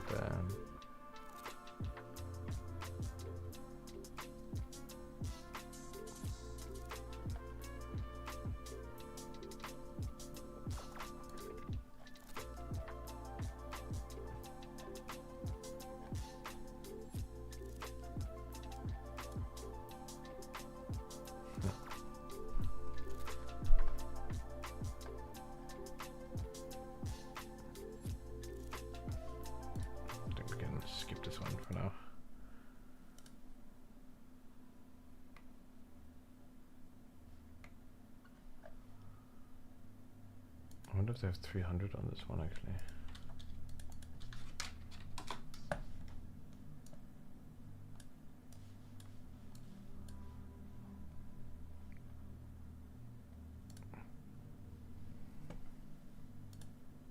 Oh, not Facebook, we don't need that.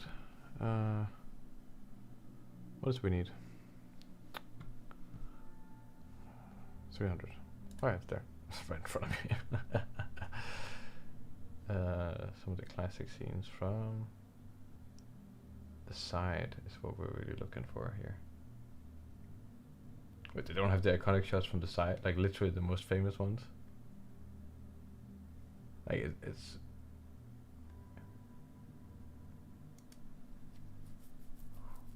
we all know which ones. Oh, it's kind of like that. It's like that level of graphicness and dead onness.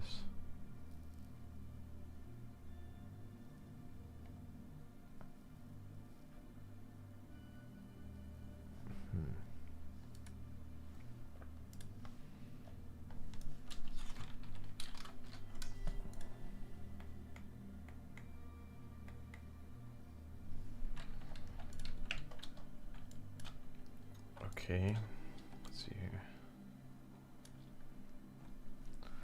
The question is if I have the elements I want to start.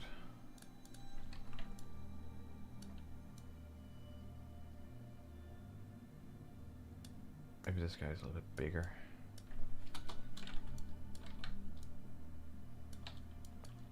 Maybe this guy is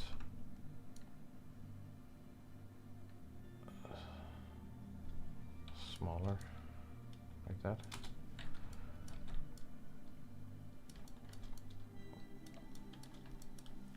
This guy's definitely too big, I think.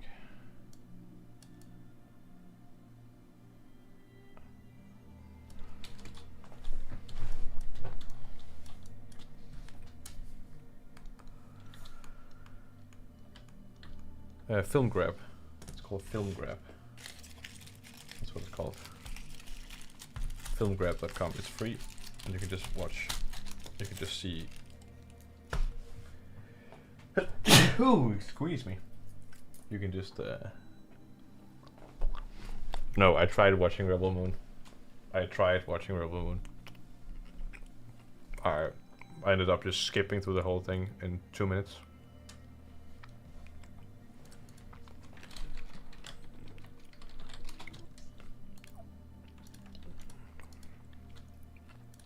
Here's the link for Film Grab, by the way.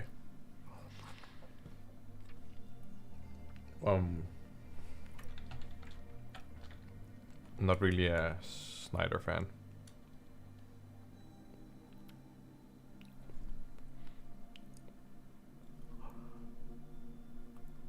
Yeah, no, you could.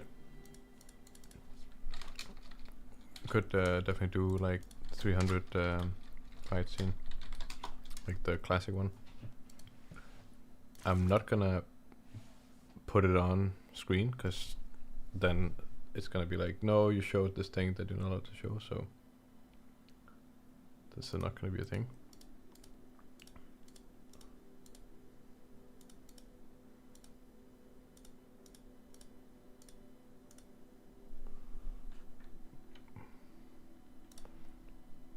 But it's basically something like this here. I'm just gonna bring in the ref board here. Like this kind of stuff. That's kind of the feeling, actually. I should have looked at this. Thank you for just suggesting the obvious.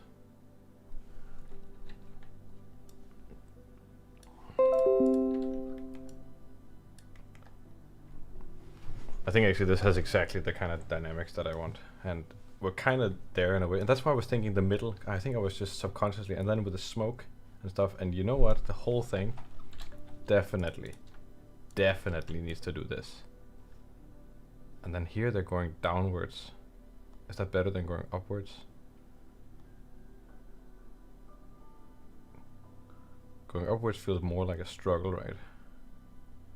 But downwards kind of keeps the momentum of like the slashing down.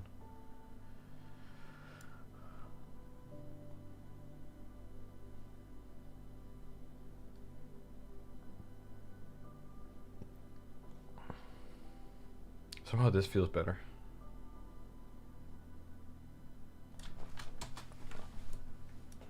Yeah, that just gave it that punch. Except because that line, it gets emphasized.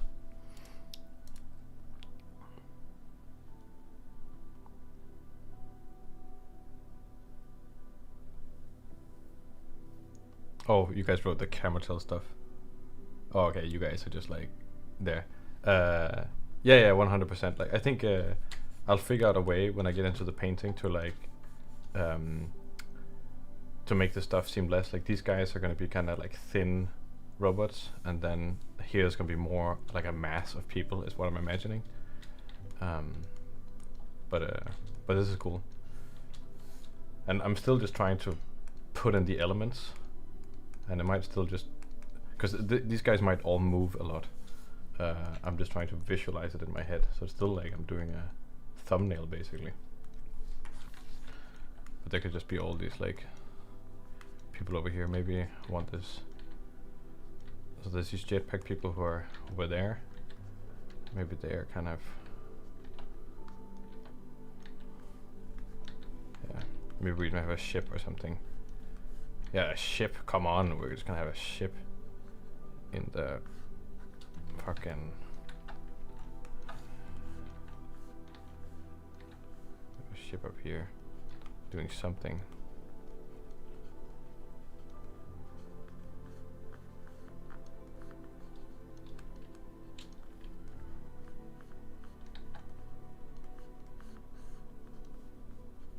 There we have a cool ass ship.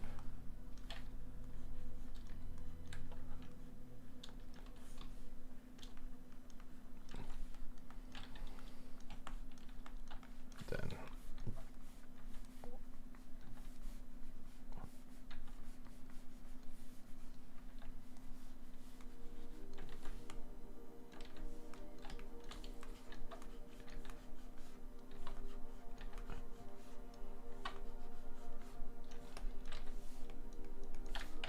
there's somebody in the foreground here also, maybe even if they get to be. Not sure actually. And it could be that this robot should be gone, but I kinda, it's just, it shouldn't feel like the robot is with this guy, but I think if this one is being cut, then the robot is, it's gonna work out, I think. Yeah, this feels cool, like, and we kinda got this kind of stuff happening here. And, obviously that one got slashed a lot, so we can introduce a little bit of effects like that. Like that kind of line, like that.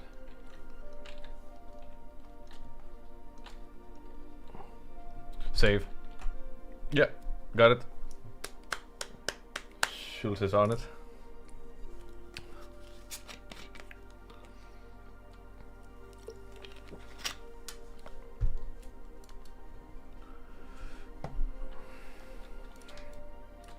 Okay, I've spent a long time on this sketch now. I think we're gonna jump in. We're gonna have some fun. Gonna group all this. It's called sketch. Gonna just lower this a little bit. And then I want to figure out. We gotta figure out the mood and the color and stuff for this thing. And I'm seeing a lot of colors on my thing here that I just really like. So I'm gonna try to just build something here. I keep thinking like a kind of greenish thing, just to have something.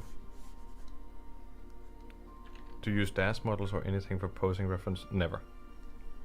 For posing, if I need reference for posing,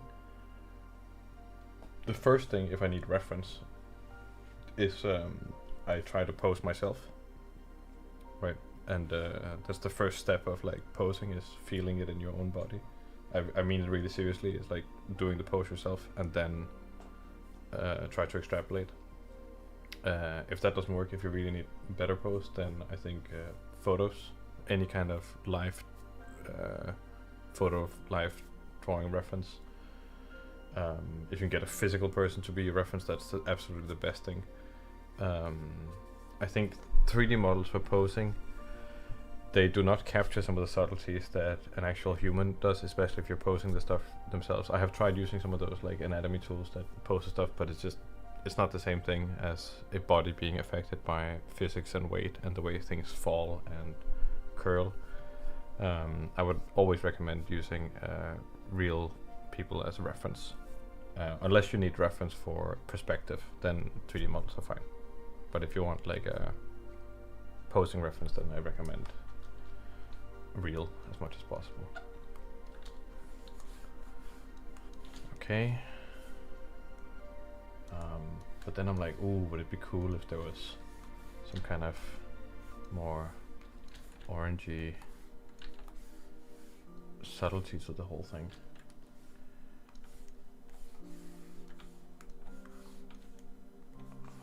Just like lining the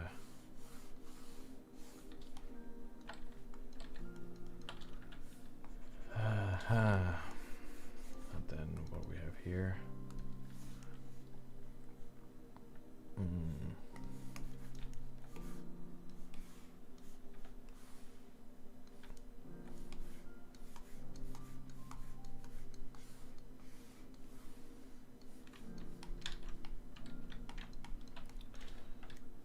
I really want to make sure that I hit the right color feel here, because this is always where I think I struggle the most. It's like getting to the right state right now. Just like, okay, how do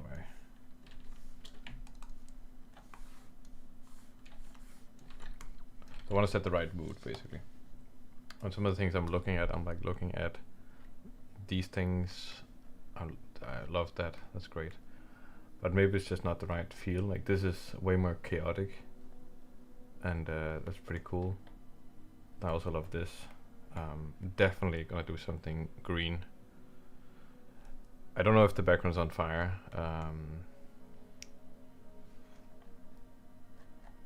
it's just, I'm just trying with the color to see what looks cool. Like this is also quite nice. There's something there with the fire. There's like a simplicity there. It's not because of that that is nice. It's this is not the right vibe for sure. It's quite lovely, but it's not the right vibe.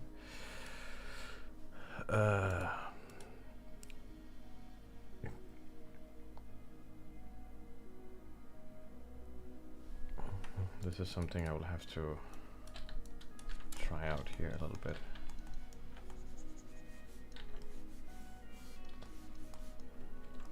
Kind of like what's happening with that ground there. These kind of colors in here are interesting to me. What should I actually use here? Is this tool? No, this one here. Yeah. I think this one can be kind of nice to create a lot of shapes and stuff.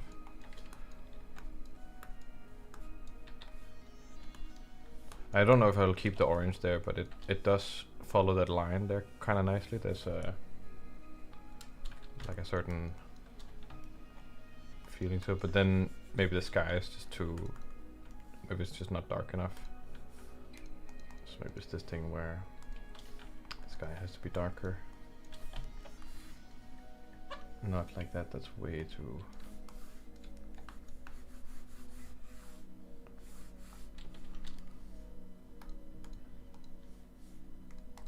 Where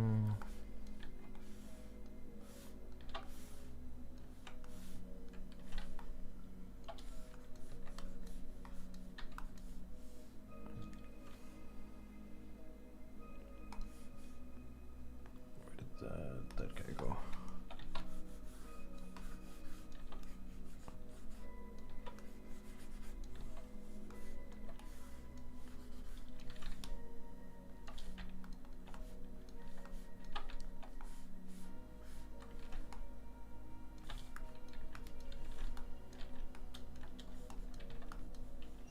Definitely something that's happening there that is not too bad.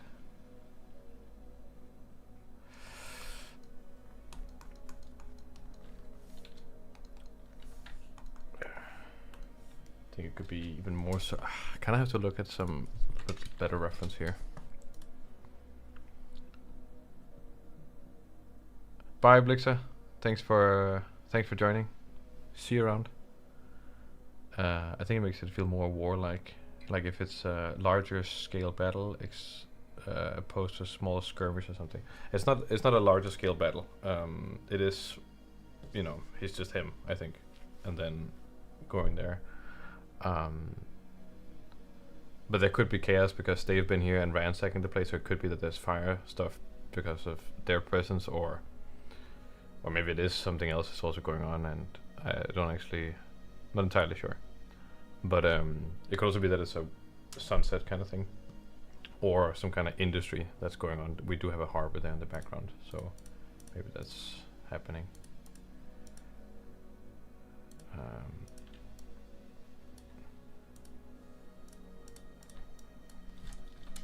think I want to just give this a little bit of toning down there. Maybe even bring this down a little bit.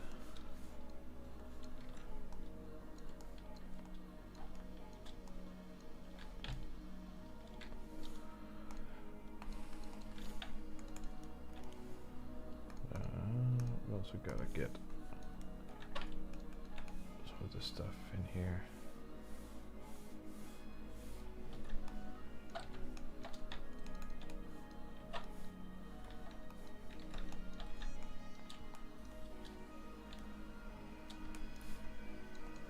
Try getting some of the characters in there as well.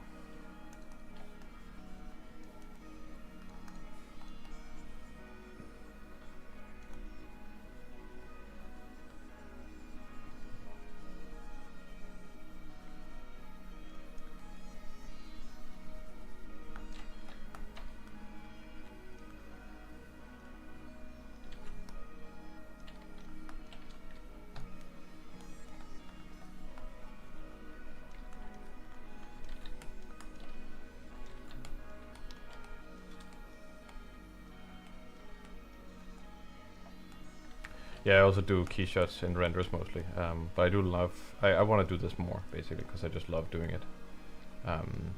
But I think working in 3D and that kind of stuff, it just has an obvious advantage. But I think this is.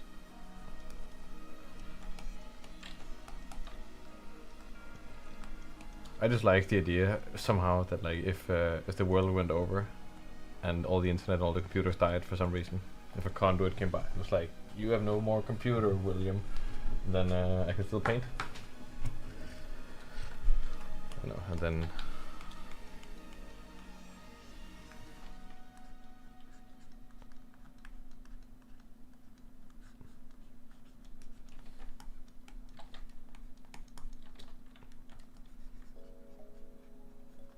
Let's see here how we're doing with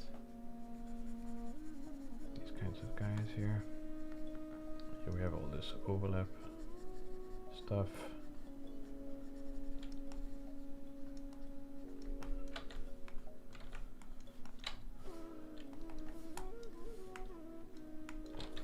We're gonna separate out a few things here. So this guy and this guy and that guy and that guy, they get to be in the same one.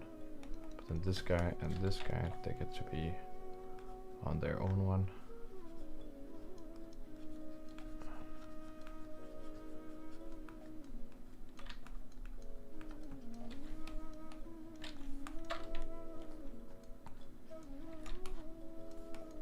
Oh, I like whatever that shape is happening right there. I love it. And this guy gets to be on the one with these guys. Stuff like that.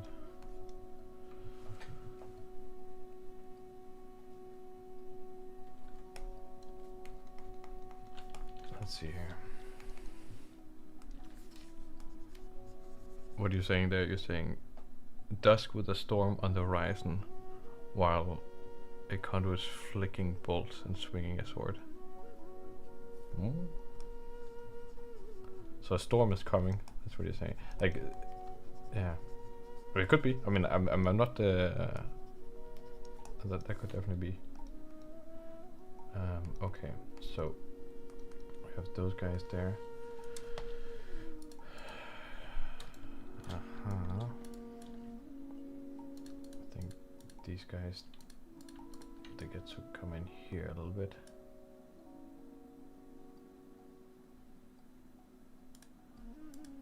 Or do they?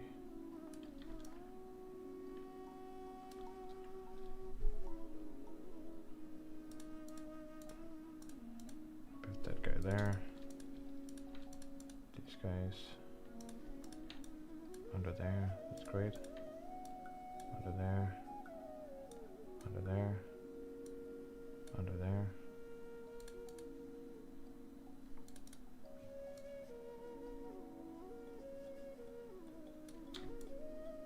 So I guess technically these guys can be underneath everything.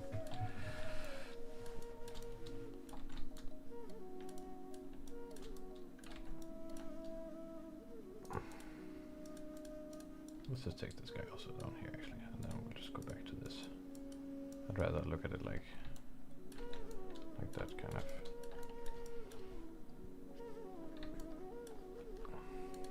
Then I want to try these shapes in the background here.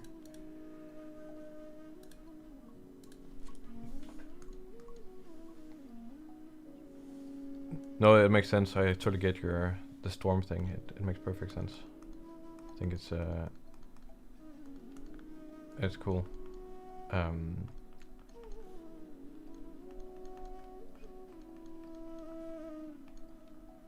think I just really want to figure out the right color palette for this thing, and I don't know if I have it at all yet.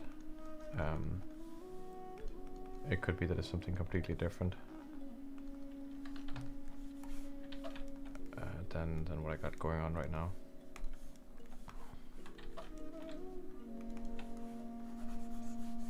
It's mostly just because I want this to kind of be like a visual piece more than like a design, you know. I'm not trying to show off a design or something right here. I'm just trying to make it visually pleasing.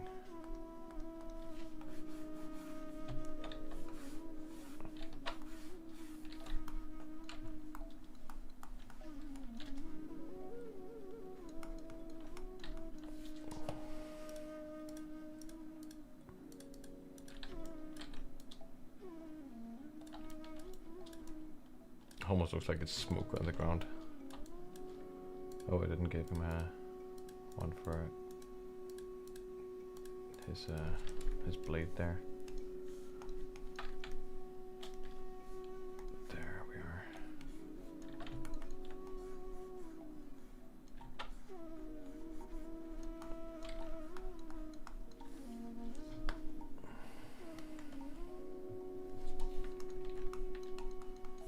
Okay.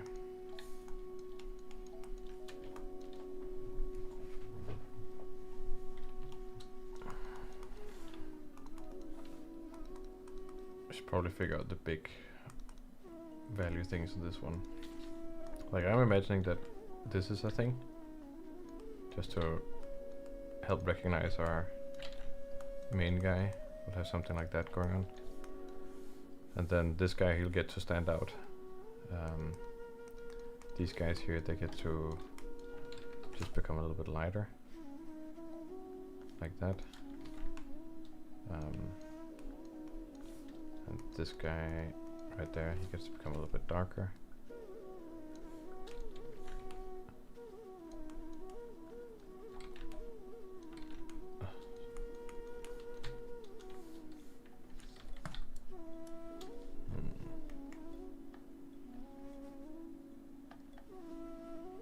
Okay, it's time to figure this out.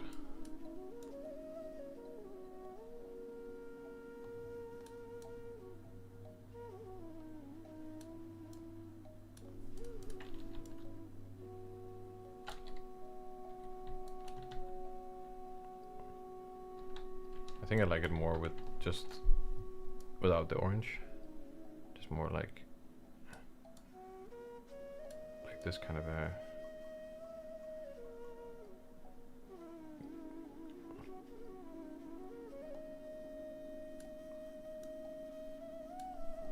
something like that or whatever.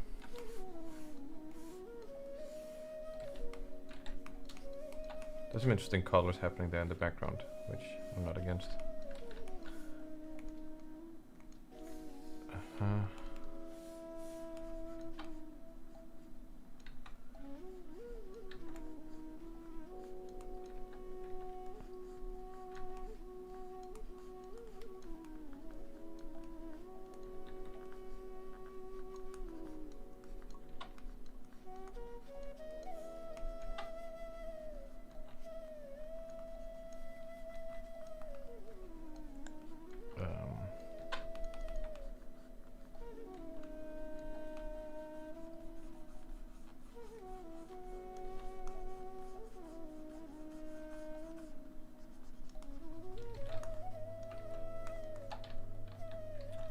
It does kind of look like a storm, this thing up here, right? It's like, kind of has that vibe to it.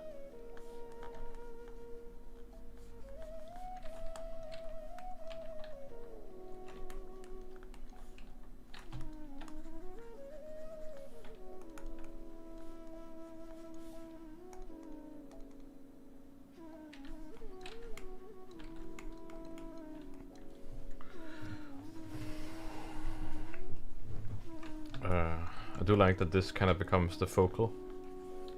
I quite like that. I think that's pretty cool. I need to do something about this ground here. It's just a little bit too...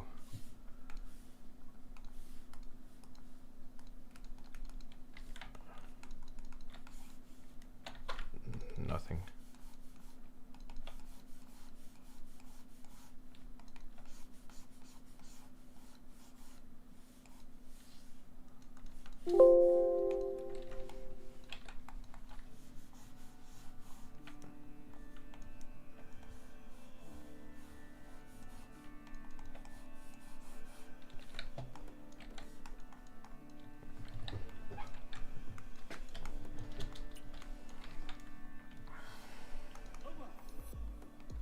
want to get in some of these elements here that are probably gonna happen. Like this guy's gun is probably gonna, it has exploded and got him in the face there.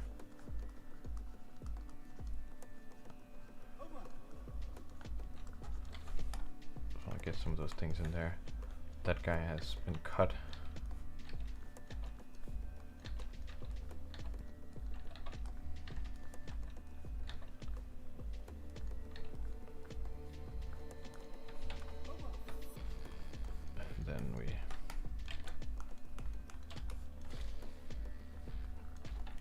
Guy has a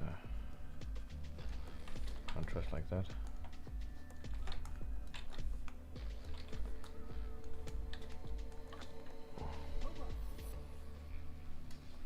Yeah, posted an image. I appreciate that. Oh yeah, let's do that actually. If you guys can find references for awesome stuff, then wait, where did you guys post this stuff? Resources? No.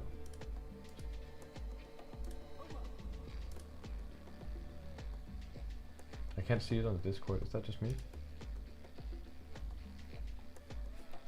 Go to resources.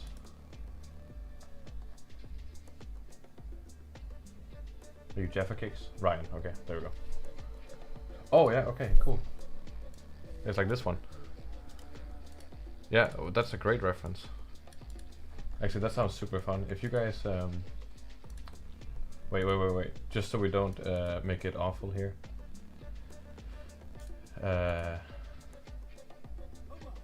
I'll make a new channel here, just called Livestream.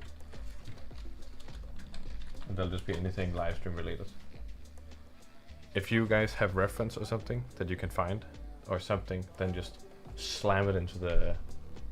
Dakota, did you post the Lancer thing? You had this Lancer thing, which I didn't see it. That's a good one. I have it on my ref board.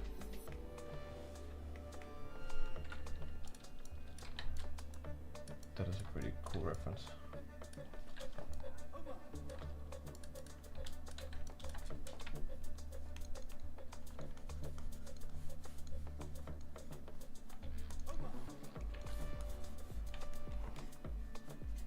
Okay.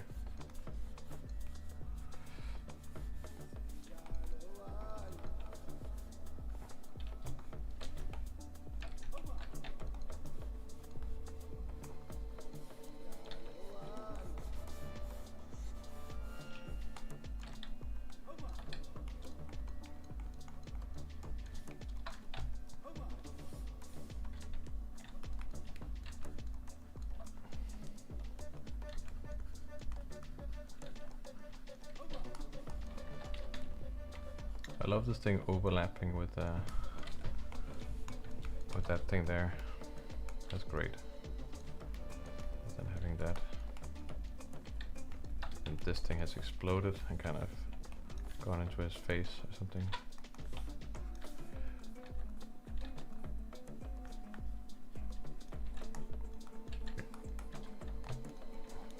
Maybe this kind of creates a little bit of a like a slight mist that can become the backdrop for that gun there or something.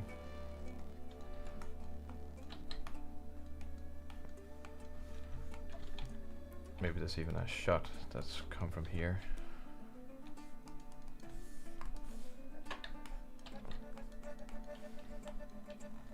Just not gonna hit anything, but it did get shot, so maybe it's more like a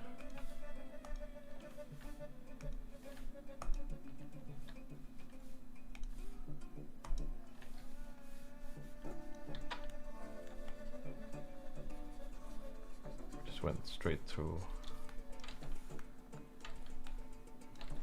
that kind of stuff there.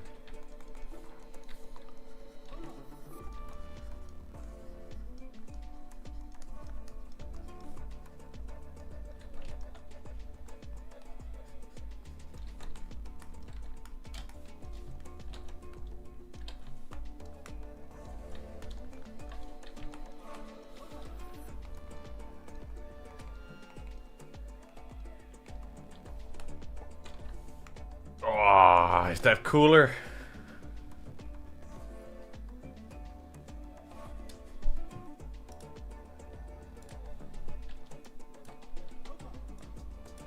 Isn't that a little bit cooler, huh? Like with the kind of like the white smoke on the ground. Also a little bit more similar to that kind of thing. What if we...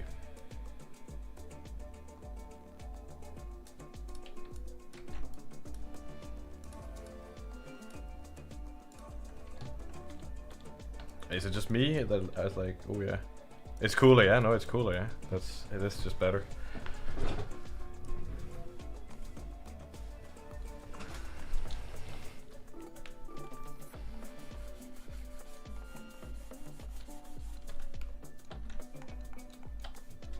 It's kind of like they're standing in this like smoke, and then oh, this guy's pose is ridiculous right now. To draw him up. Okay. I like some of those colors in the back there. They are a little bit too happy. I think I wish they were a little bit more sinister.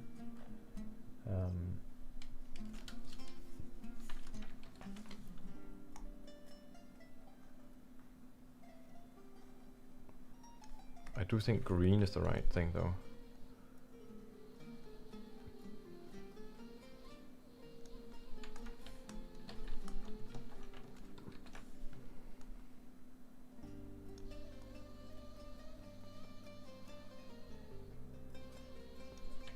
I'd rather give it a little bit too much color now and then toning it down later. So that's just the white fucking background right there. We need to correct that a little bit, so we're gonna give this a little bit of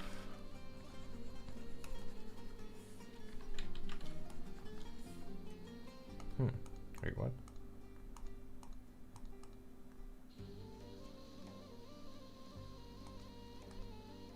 Alright, it's this thing that's happening there.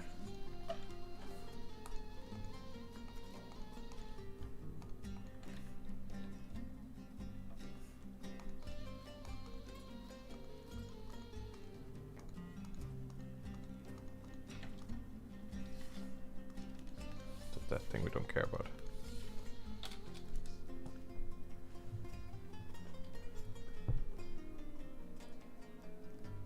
Oh, nice, yeah, but welcome to the stream. Stick around for the entire... No, but that's great. I appreciate that. Did you check out the wiki? I know Jeppe, so it's awesome. No, but I really appreciate that. That's great. You guys should... oh yeah, shout out to Jeppe. You should go follow Jeppe on ArtStation.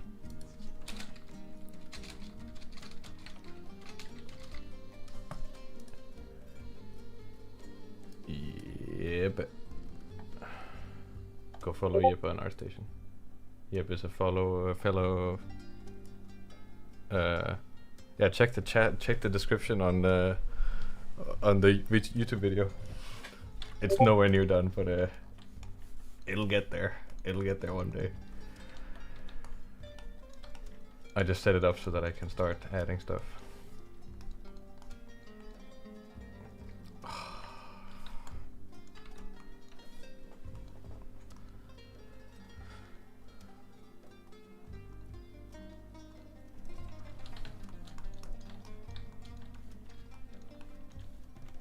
Have something there.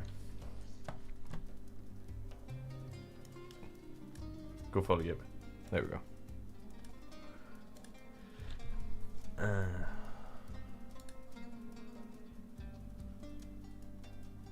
Drink Deep and Descend, a Lancelot series. The Spotty people.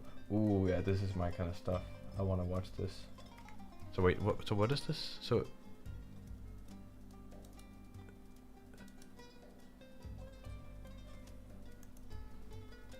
Oh yeah, this is the best kind of YouTube channel. It's just like Dragon Kid, 11 Dragon Kid, and just like,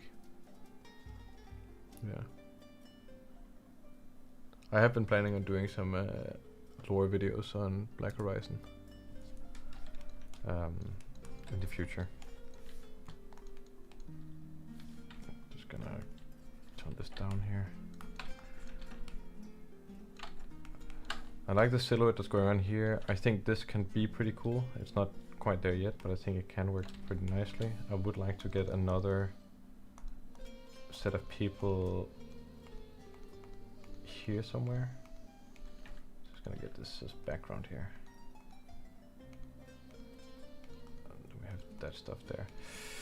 You know, I think this stuff here, we're gonna make that go onto the background also. There, I'm gonna delete whatever that is. Delete that. This gets to go in the background here. Yeah, so we can do that. That's great. I think so. Yeah, but honestly, like managing this stuff. You like me, you also love Miro, right? And I have used Miro, you know, for organizing stuff.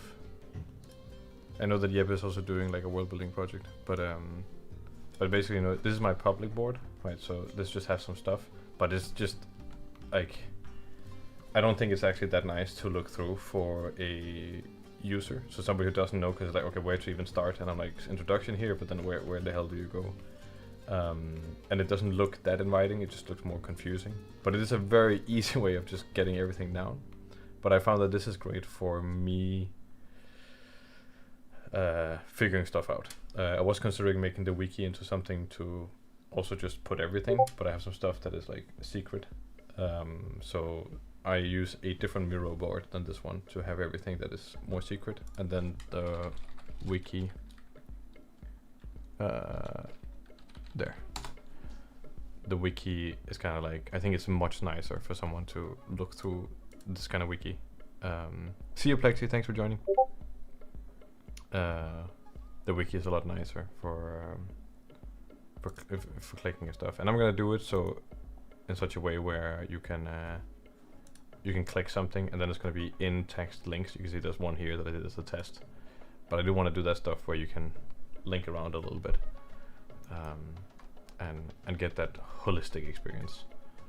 You know, and I'm slowly crunching through some of the stuff here. You know, there's some these kind of things, conduit weaponry. Yeah, there's a little bit of stuff in there.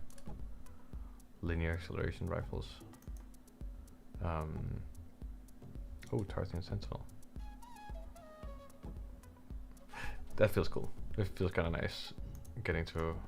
I mean, I look at my own stuff, but I'm kind of like, ooh, proton rifle. Like, I am literally, it's messing with my brain because I'm such a wiki nerd. I love being on wikis and like looking at stuff and just like, oh, I'll go into rabbit hole.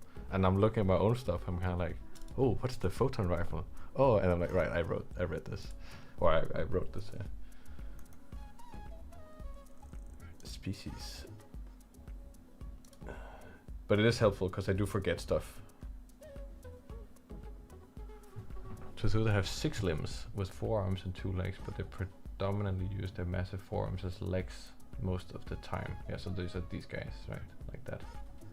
Over 1,000 years, the split between the Tutru and the Syrians have resulted in a racial war between the two, with the Syrians in particular looking down upon the Tutru and calling them names like Bujiza Yiza, roughly translated to dirt hands, because they walk on their hands. Yeah, oh my god.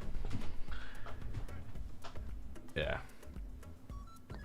Like, those are the kind of things that, like, for me, like world building wise, these are some of the things that I love the very most. It's like, over thousands of years, the splits between the Tutru and the Syrians have resulted in a racial war between the two. It's like, okay, and I think a lot of people just like ended at that, but then just giving it the tiny bit of flavor, with the Syrians in particular looking down upon the Tutru and calling them names like Bujiza Jiza, roughly translated to dirt hands. Those kind of things is like, I really like those kind of things. Like referring to the continued use of their arms as for movements, right? And you might hear the Bujiza Jisa and whatever, some like you wouldn't think about it, but then you read about it and you know, oh, that actually means dirt hands. So you're like, oh, that, oh, you know. Yeah, and then however the Tutru see themselves more closely connected to their original evolutionary heritage and homeworld, which gives them a certain sense of pride, you know. You know, those kind of things. I think, yeah, and I have a lot of those details for a lot of the races. Oh, this is Tomaki is so funny.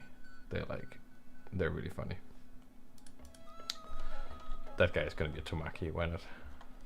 Has his gun exploded in his hand. Let's see here.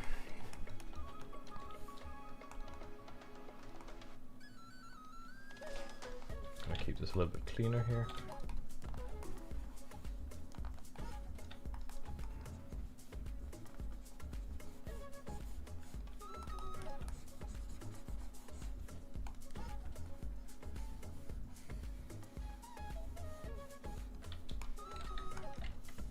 Then we have this here. I'm just gonna give this a little bit of coloring. Probably something, maybe something more green.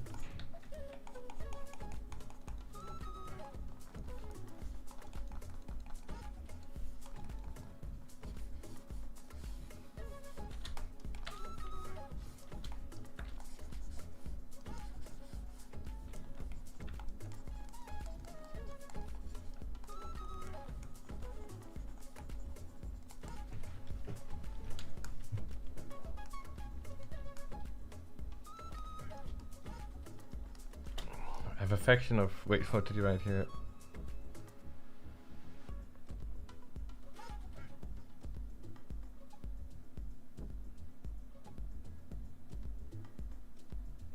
I cover my stuff pretty fast. What do you mean by that? As in, oh, I don't take the time to explain it, or yeah, but right, I have the, wait, I need to. Exactly, I have Miro as well, but it's just not a good user experience for reading text and getting an overview story. Awesome stuff, thanks for sure. Yeah, but exactly that kind of stuff. I have the Fandom Wiki app on my phone and just browse random wikis once in a while. But yeah, exactly. I did consider making a fandom wiki instead of making a custom wiki. But it feels really weird to make a fan wiki of your own stuff. That did not make sense to me. So I did it this way instead. Ryan Taylor, Dakota, love the third hand stuff. Yeah, no, me too. Ryan Taylor writes, that's gonna become the new standard for fictional universes, but does it have racial slurs? Lamau, exactly. Does it have racial slurs? I mean, that it's, you know, I can also say special slur or whatever, but I think for you know, the different civilizations and stuff in Black Horizon, they're different species, you know, they're more like different civilizations, and it's not, they don't really have a, they can have something that's similar to a race conflict that we might have on Earth, right? But it's not race, you know, that's not the issue, right? Or whatever people say race is, right? It's just like, you know, we don't really have race in like genetically, right? We're just kind of like, you know, we like to divide each other for some reason. But then for Syrians and Truturu, the two that we just looked at before, they have something more akin to like what we might know from Earth as like a race conflict, where there's one group of people who see themselves as superior to another, right? Yeah, no, but I mean, it is an endeavor to like make the site and stuff. I ended up using Webflow for doing the stuff, and it was quite a lot of setup. I did try making an actual wiki, like using MediaWiki, which is the open source library for doing Wikipedias. So it's what Wikipedia is built on. But it's not that nice to work with, and you have to kind of like, yeah.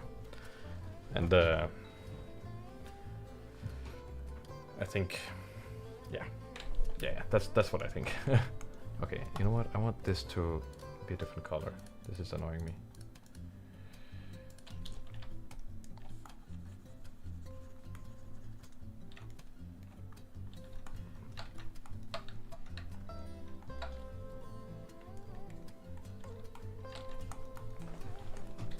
Okay.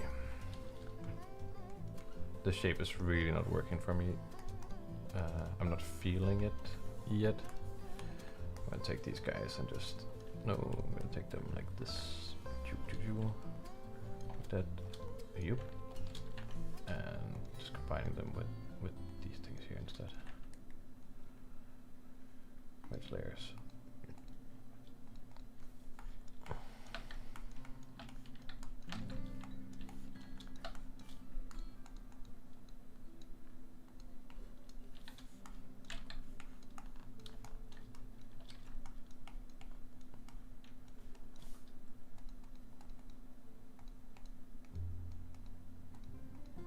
These guys are on top here? Huh. Oh, this guy got moved. Why did he get moved so much? Did I do that? That was a boo-boo. Yeah, it was looking slightly weird.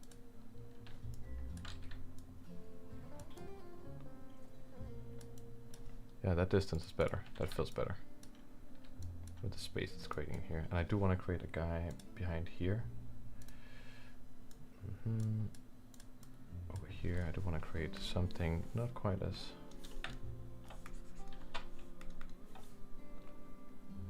something like that maybe.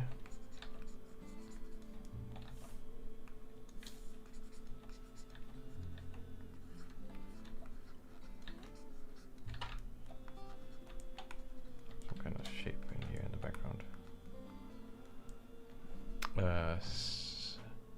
Dakota wrote, I have a faction of witchers in my setting that are corpses brought back by witches but have psionic abilities, but because they're half-dead villagers, because of that they call them black hearts. Yeah, those kind of things, exactly. It's just like if the name, if like the reason why something is, it's just a little bit deeper than just it sounds cool, then it just makes everything feel more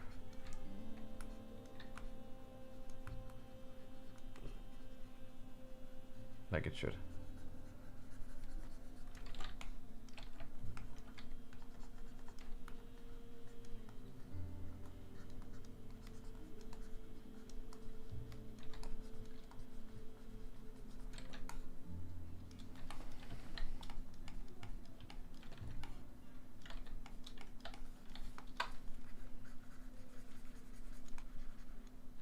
I want to group a lot of people over here behind all this stuff here. That's kind of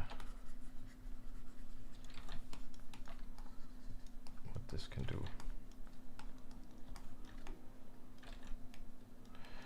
It shouldn't look like that this gun has fired. I mean, I don't think it'll look like that, but it can feel a little bit like it already. Just because of these things here. So I'm just gonna remove this and that and that here, and maybe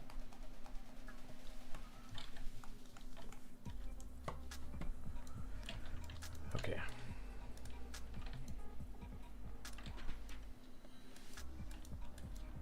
The question is if we should get that guy in. I kind of got used to him not being there. Also these robots here, they are just a little bit too dark, I think. It'd be cool if they're a little bit brighter.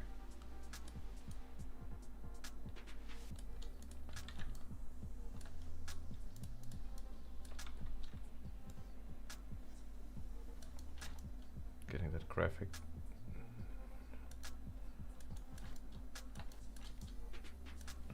nature read there.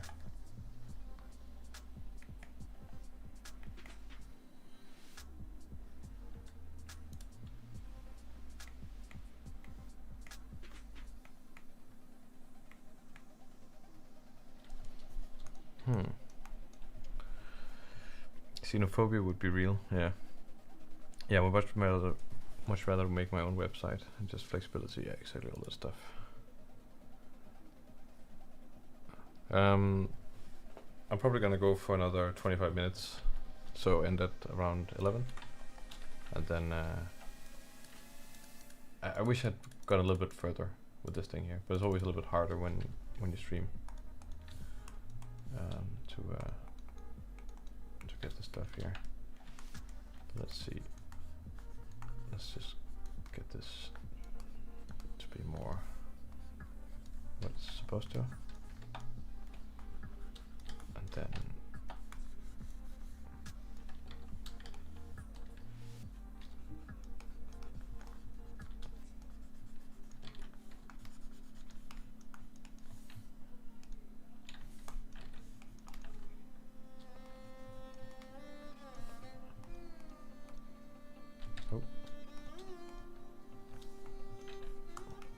I don't really like the pose here.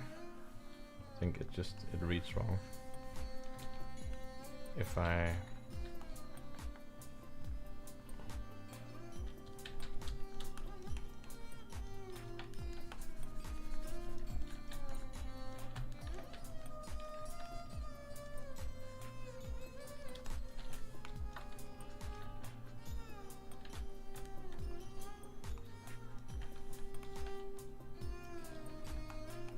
so here's kind of swinging a little bit more with the leg like this.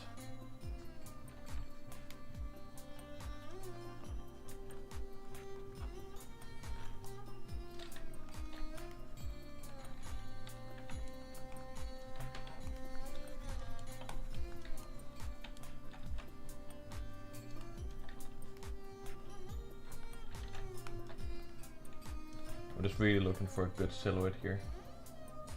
That'll create what I want.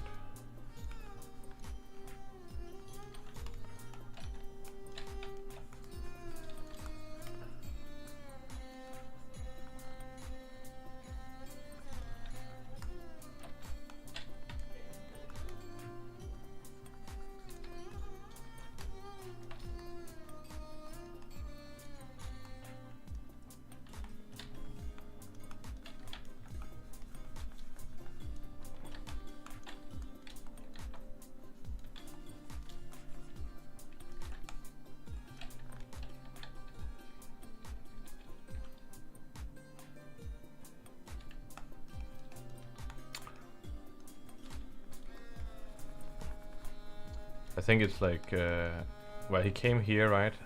And that just happened. So the sword kind of went there. And we could also put the sword more in that kind of a position to really emphasize that arch.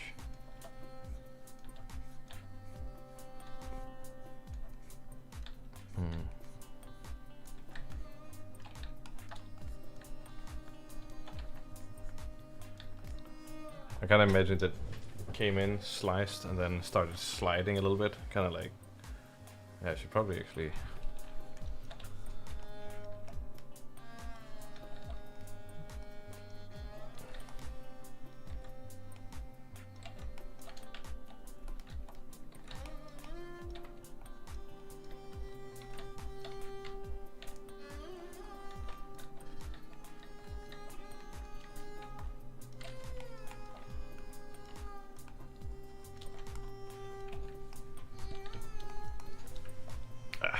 better than before.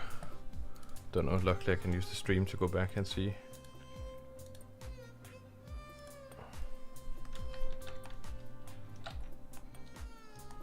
It doesn't have as much forward momentum as maybe it did before. I kind of like that it's a little bit unbalanced.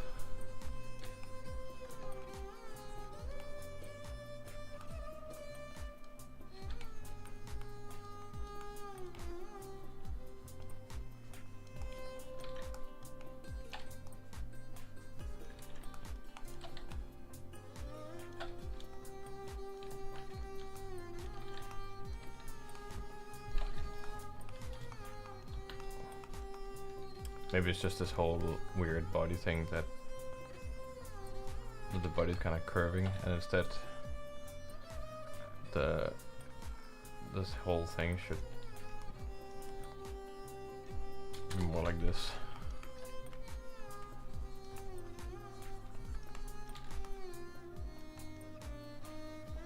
And then this can actually be a little bit smaller.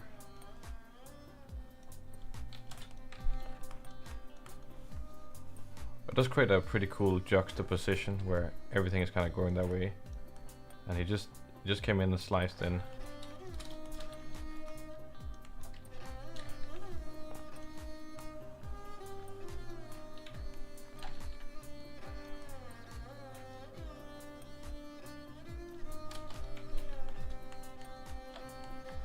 It's almost like he's dodging that and then made that happen at the same time, and he sliced the thing. But he's made, so he just sliced the thing. He's making that thing happen over there.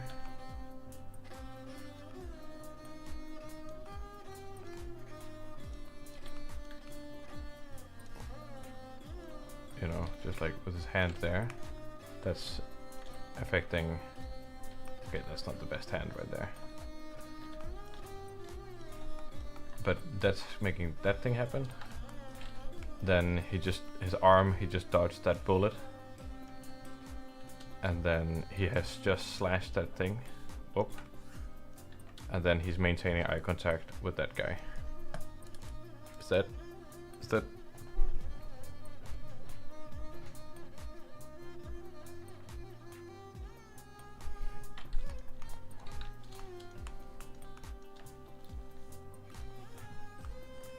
kind of that thing there.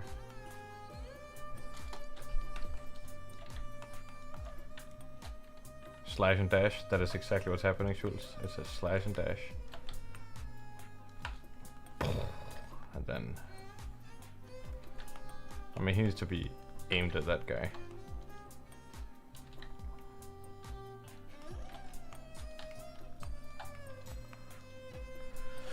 Oh, and I don't know if the robot should go that way, or it kind of feels like you would slash through it and then the bottoms, this side here would go up before this side, right? Because you're carving that way, so this would release sooner. But we're gonna make a nicer robot than that one, but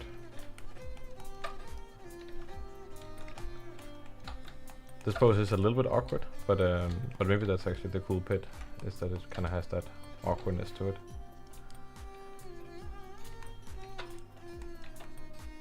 Then we can make him a real hero by giving him a scarf like that. Ooh, then it becomes all Destiny.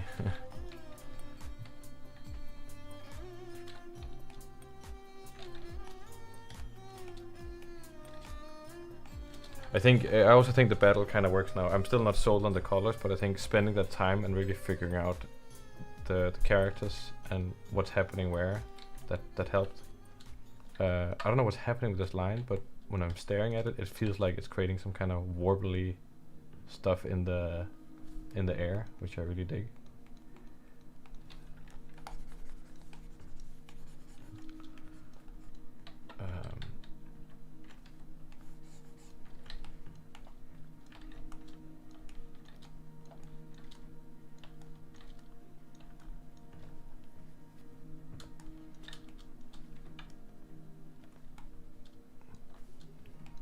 I guess the cut doesn't have to exactly, like, that doesn't have to be the end slash for the cut, but it does feel kind of cool.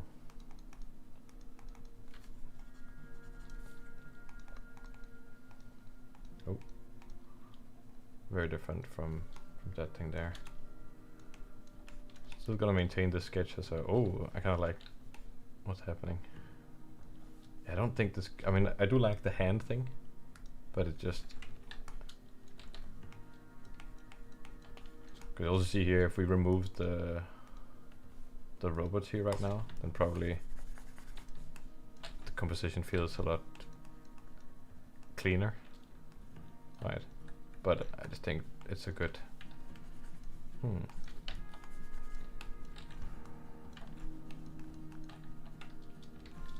There's something with that robot there, I do not like it. I keep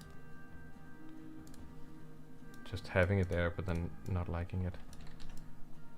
Maybe I'll just put him a little bit closer over here, and then make him a little bit brighter.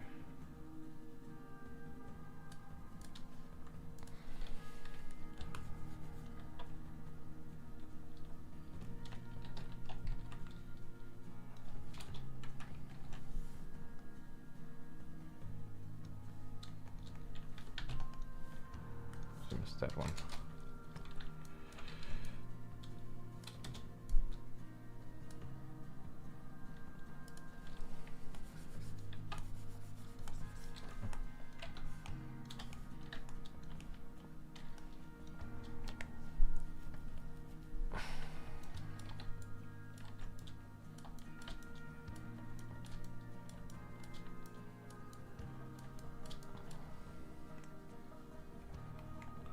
kind of miss the orange now. Ugh, it's awful.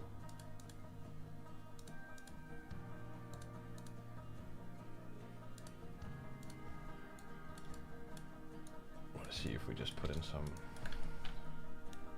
red here. Maybe like very violent.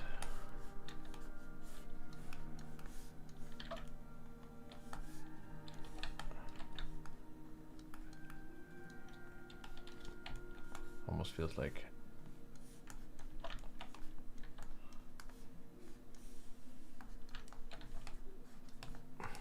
I mean, if we just make the whole thing like this, then it becomes city, you know?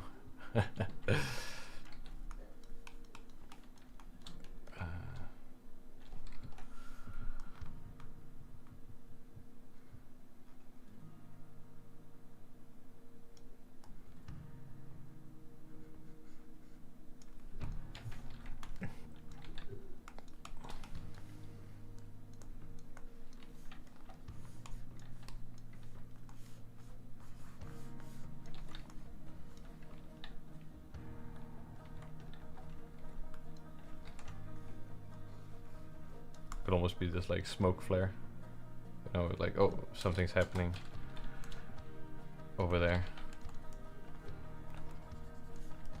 and it's creating a little bit of an issue.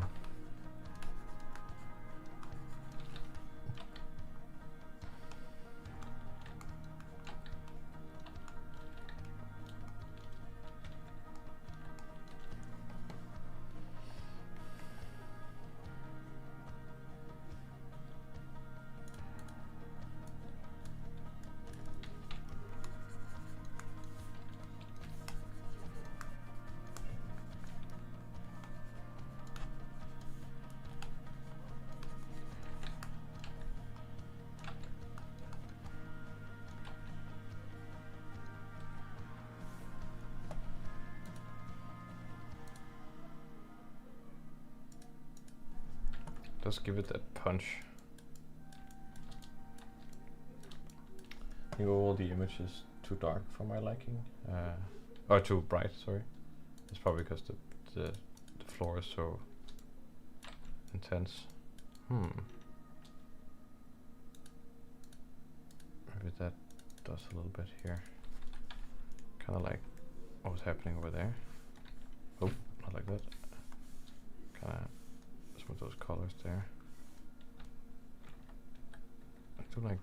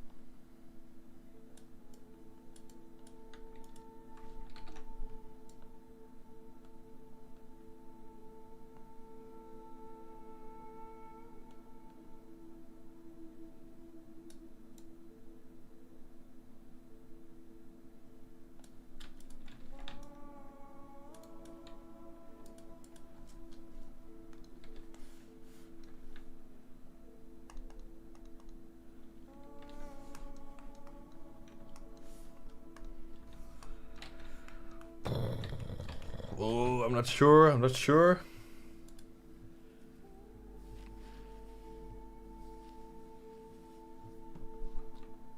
Kind of like I'm not moving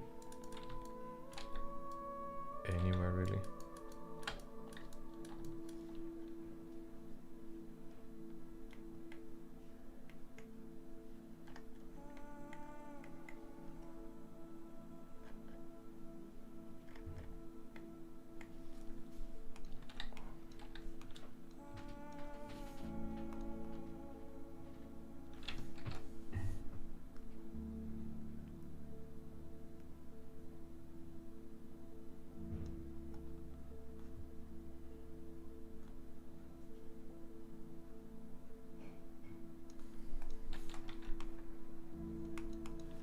maybe I'll look at some Swanov. Just see color-wise what you got going on here. You got something that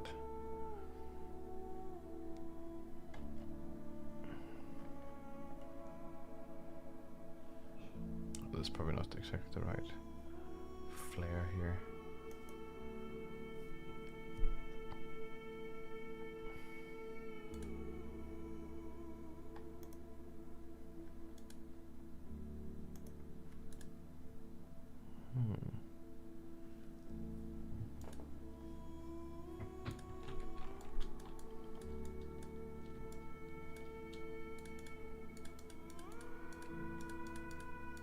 There.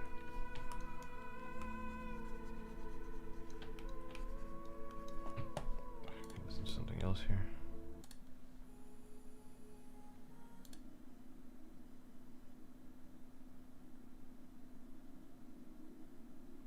What song is this? What is this?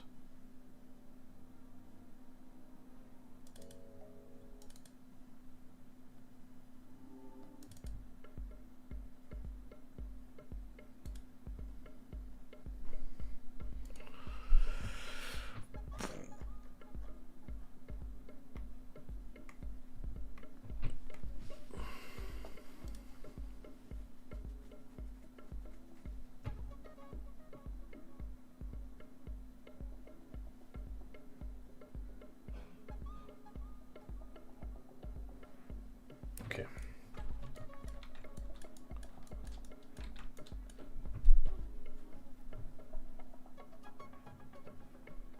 Let's see here. You get to become a little bit darker.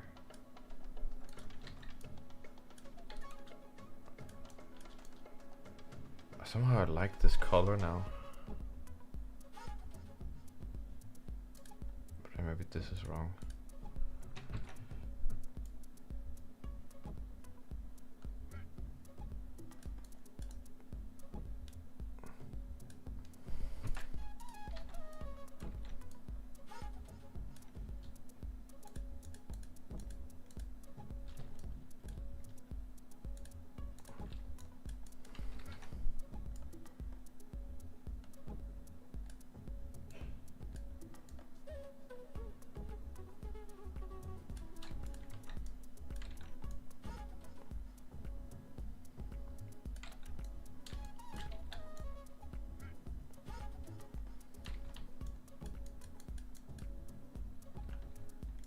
Yeah, maybe it's something like that.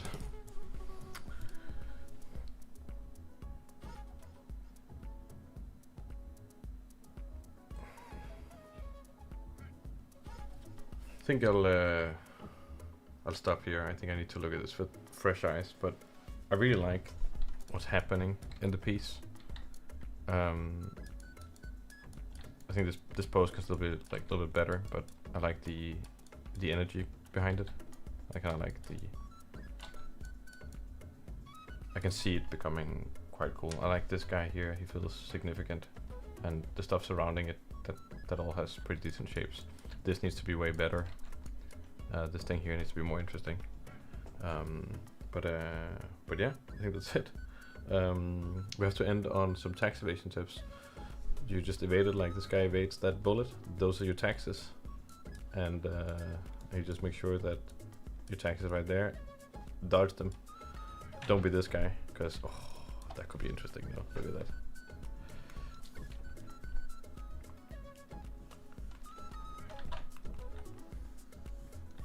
Like that. Yup.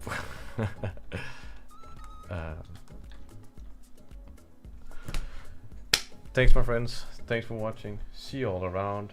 Have a great night, and we'll be back on Thursday.